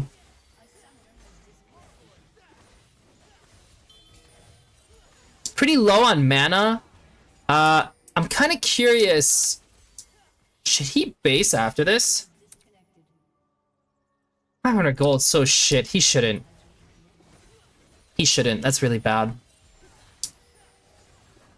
He is pretty though. So doing this the one extra wave, that feels a lot better for sure. Match space. Okay, great. Comes back. Fast pushes. They're going for a dive. He gets zoned, so he's getting a bunch of help to kind of propel this.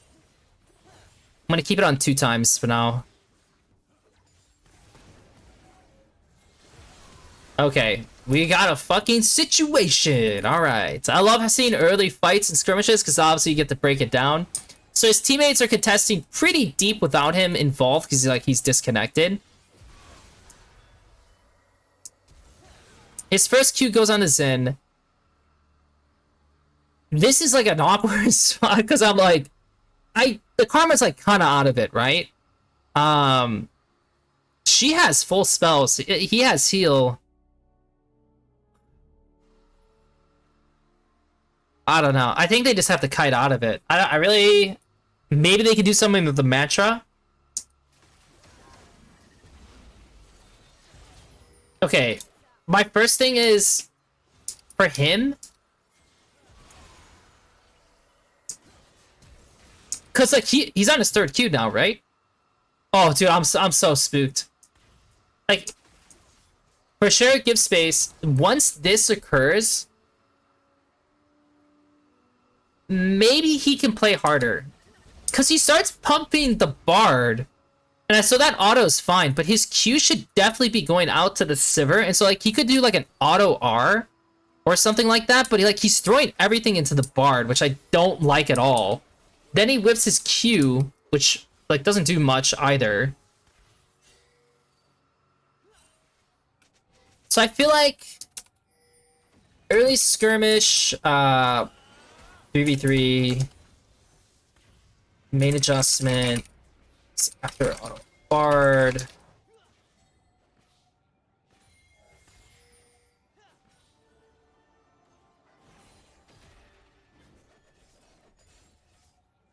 I mean, that's like all he has to do. Just don't push further because, like, obviously it looks terrible if he does. Like, the Karma's not going to do anything. All she had in her tank was, like, doing the mantra Q.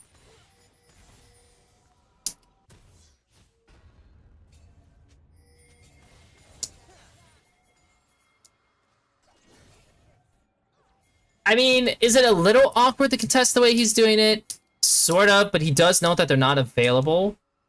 And he did see this guy moving this way. Like, the major thing I would be worried on is, like, them portaling onto him here and just getting his sums right away. Like, that'd be, like, the scariest thing that can happen. And from Eddie's perspective, he is, like...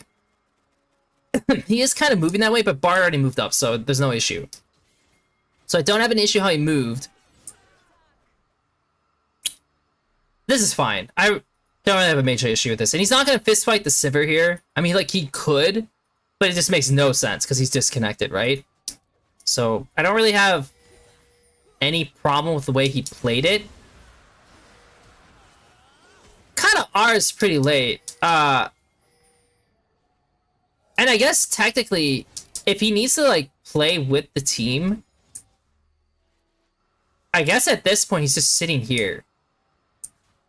And he's letting her shove this wave, which kind of sucks, to be honest. Like, that kind of really sucks, but, like, at least you'd be here, right? And so, based on who's showing, yeah, it's kind of hard for him to contest, but, like, once these guys walk forward, he's gonna walk forward, and then it's gonna be... He's just gonna be playing on the edge, right? With his flash. That's all it is. So, he's disconnected. Once they go in, yeah, he should probably just pop his R, see what happens. It's not, like, a major deal... Like, it's not, like, a deal breaker or anything. Like, the fight's, like, over before his R even mattered. Also, they were TPing with Gnar. And it was a good TP timer. No, it really wasn't a good TP timer for Gnar. The wave is literally bouncing out. It's a terrible TP for Gnar. That's a really bad TP for Gnar. But, well, anyways...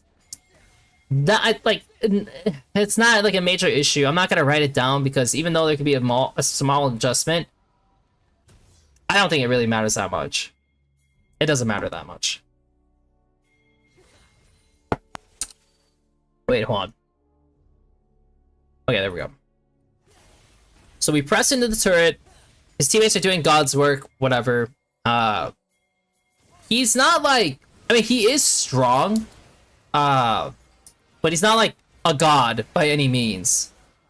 This guy kind of marks him, which is really obnoxious, but he's still falling into this fight. Good Q. Yeah, keep extending it. It's good. That was good. That was good. For sure. 1350, chase down, everything. So I have some issues with this. I have major issues with these two things. This one is like something he has to pay attention to. This one was good. Then we have the mid, and then we have...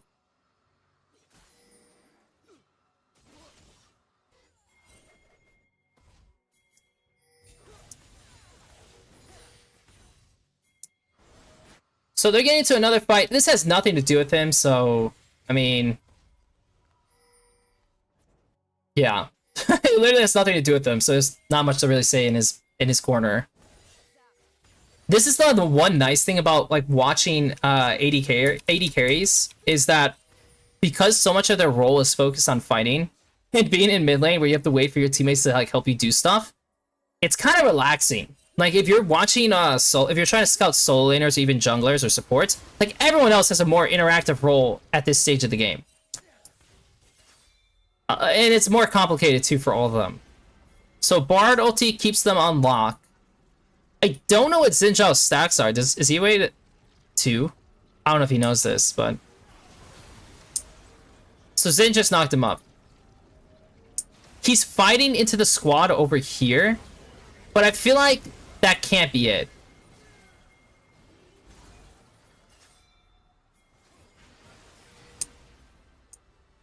Look, I'm gonna be honest. I'm pretty sure he's supposed to fist fight the Sivir here.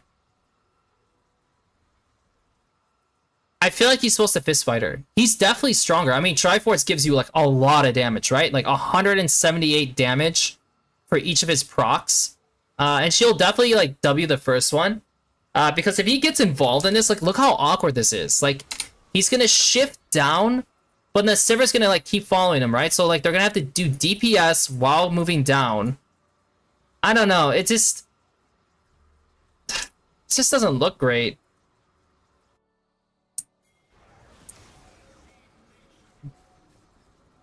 I wonder how... I don't know.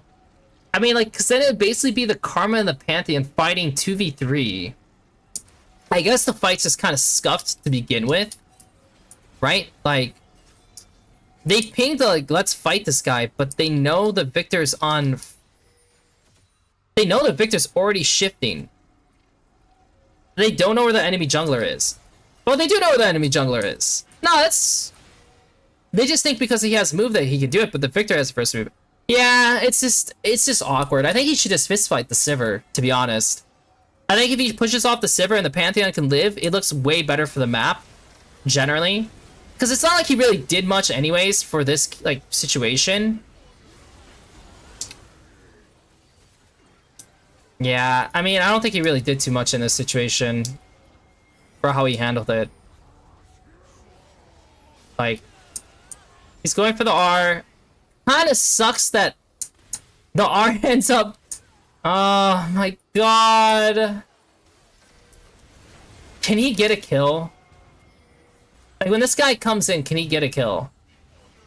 He should definitely hold his R before anything else, right? Because if his Azir is going in, then he can just walk forward. And if he walked forward, this guy's kind of screwed.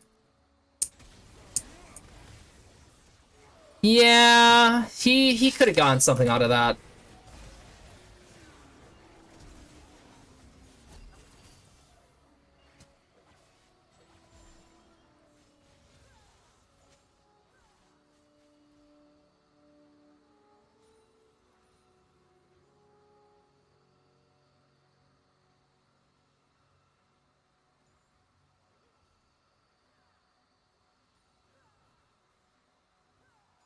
If he holds his R. So that's like I said, it's kind of a...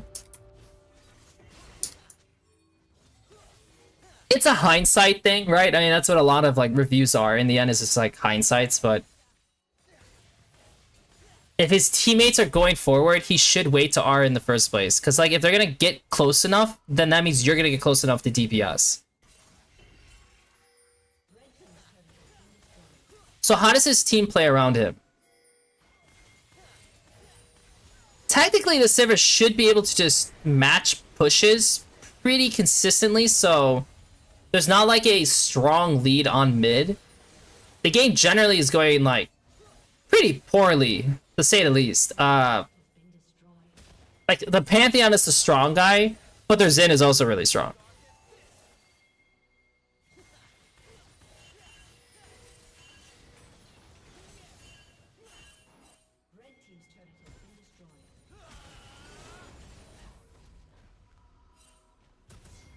Yeah, I mean, we're just big chilling, right? I mean, like, we're just waiting for an actual fight to happen at this point, because all they could really do is, unless Panth's gonna like start tossing his like head on top of Sivir in mid lane, because like that, unless they're doing that, there's nothing he's gonna do. So we have a Meganar, we have Victor here. He can't really press into the wall here without some danger. But I mean, he could just focus on Gnar at this point, right? And just play this space. But can he do anything else? That's what I'm curious on. Because the Scion goes with the Panthar. He could E this way and look for a Q. And that might be really good. On one hand, right? Like, because like the Victor's gonna get pushed out. The Victor would probably flash this way and join the rest of his team, and then he's kind of playing on this and trailing with the Qs, which is not half bad. But probably the safest thing is playing in the pocket where he's in now, and just going on this guy. It's just unfortunate his teammates went this way because yeah, like they're always gonna shift down. But once this guy E's away, he should, in theory, follow with his E. Like, at this point, he should E. Like, he should E now and get in range. Oh, dude, but it's so awkward. If he E's now... Man, I really want him to, like, get in there, but no, he probably shouldn't. It'd be stupid. Wow, he missed literally everything. Oh my god. It's a tragedy.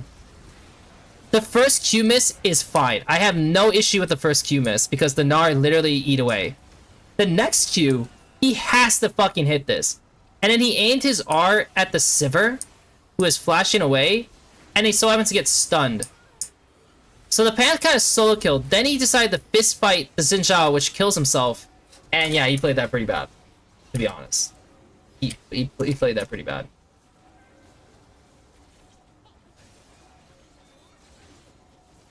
So his issue is he missed second Q on Gnar, tried to R the Sivir versus playing what's in front of him.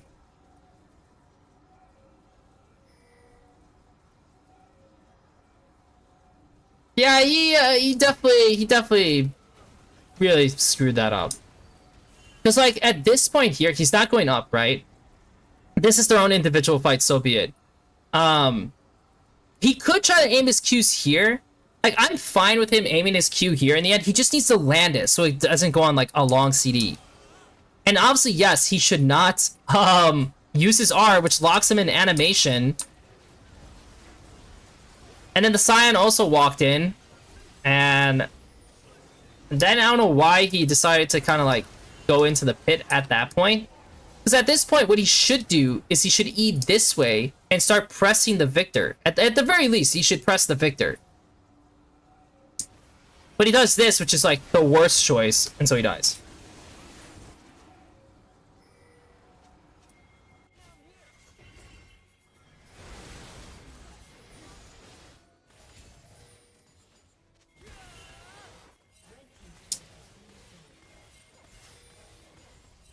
Yeah, it's pretty unfortunate. So they're just turtling. I mean, like I said, unless his teammates are making a move to get sums, he's not going to do too much.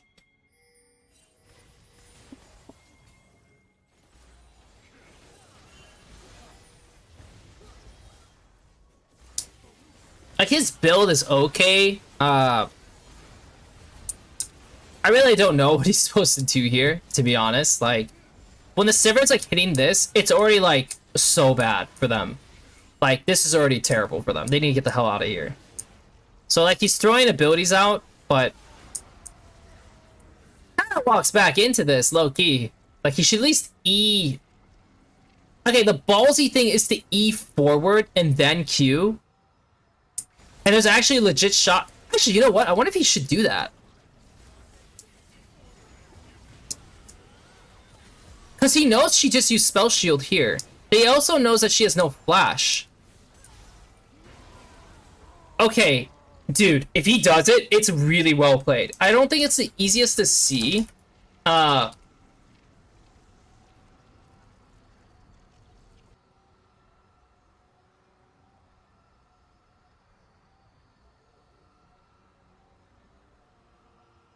This is like I said, it's not the easiest to note because the Zin's gonna play on him if he does that. Like, there's a ton of fucking risk in this.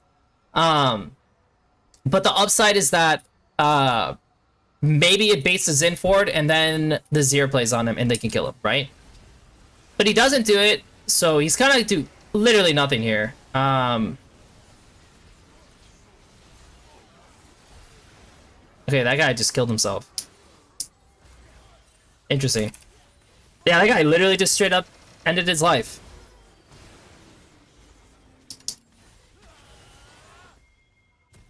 There's a banger.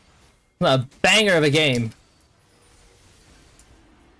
So no Bardar. Meganar's gonna end. He's just playing in the pit, which, like, I'm fine with. But he's also getting no damage down. Like, literally 0 damage down. He's also missing about every single Q he possibly could. So, he kind of...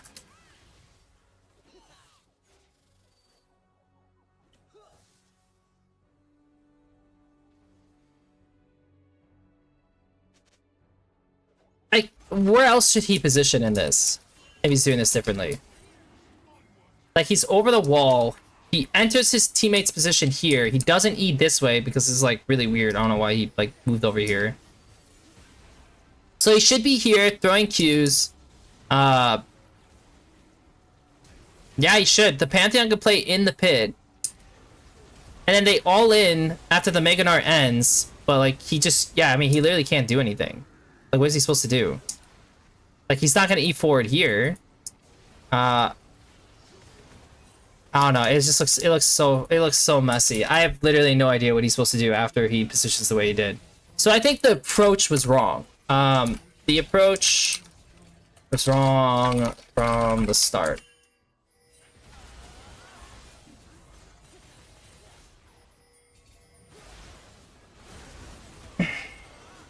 There's probably nothing else to really go over that's gonna matter enough, but we'll see. Like, I'm just gonna kind of skip to some of these major fights that are occurring. So his teammates are getting played on. He wants to get to the wave. They're probably calling that we need to get to the wave. But once this is the case, I mean, like, this is already really scary. So, like, I think he should recognize 2 things. If they're all here... Dude, can he fist fight this guy? No, it's way too risky. If he E's out and the Sivir dodges the Q, it's not gonna be great. So they're getting played on. He's like a little late to turn around, but whatever. He starts with his R. Don't have a huge issue with that. She blocks. Yeah, I mean, this is why he can't. This is why he can't just E on top of him. Because we're at the point of the game where, like, Sivir just does way too much damage. And he just does not... He's just not Cooker, unfortunately. Like, one auto Q, or auto W, Q, and he's gone. So, yeah, I don't think there's anything else to really go over in this game. I assume that, again, they... Well, I guess technically they win this fight, so maybe I should, like, see how they win it.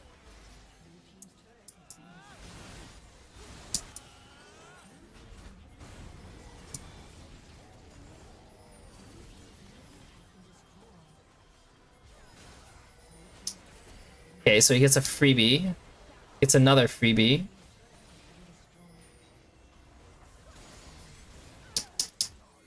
Okay, so he gets a bunch of freebies.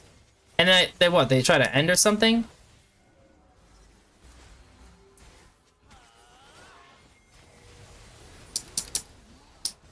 Kind of curious now how it ends. That's good damage. It's nothing. Got poked by Victor.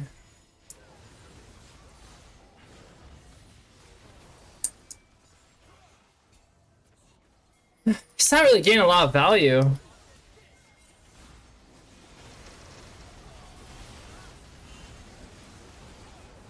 That's all she wrote. Okay, so based on this first game,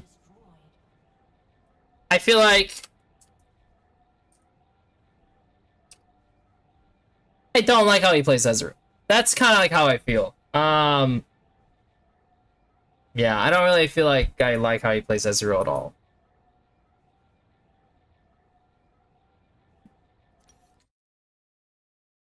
I also do not actually have enough time to do another one of his games. I did download a couple, but like, so we have a meeting. I think we have a meeting. I need to look at this one. Where is this? Where is this? Schedule.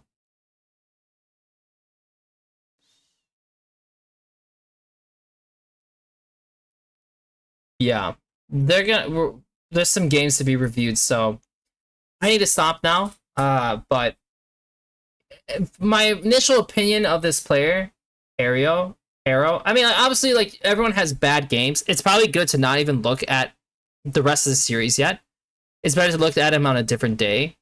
But there's some inherent laning issues that occurred, like, where he just, if he overtakes, like, it's GG for his lane. Like, he'll checkmate his opponent, and it's amazing. Then we go into, like, some fighting areas where it's like, oh, he kind of screwed himself here, too. So, like, if both laning and team fighting are not aligning perfectly, then it can look pretty bad. So, like, I need to see him in more scenarios than this. More, like, a different day than this to picture it. But for now, for sure, Yakkey has some good stuff going about him. For sure, he has some good stuff going about him. This guy is, like I said, one game. Don't fully judge someone on just one game, but it's not the greatest, to say the least. But all right, I'm done for now. I am going to try to look to do some more streams like this, where I look at players and where I watch games from, like, the replay files, versus just doing my standard upload videos, just because in the end of the day, like, I want to get through this stuff. Like, I want to, like, look at various players, right?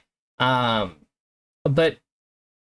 it can be a little hard to get through all of it.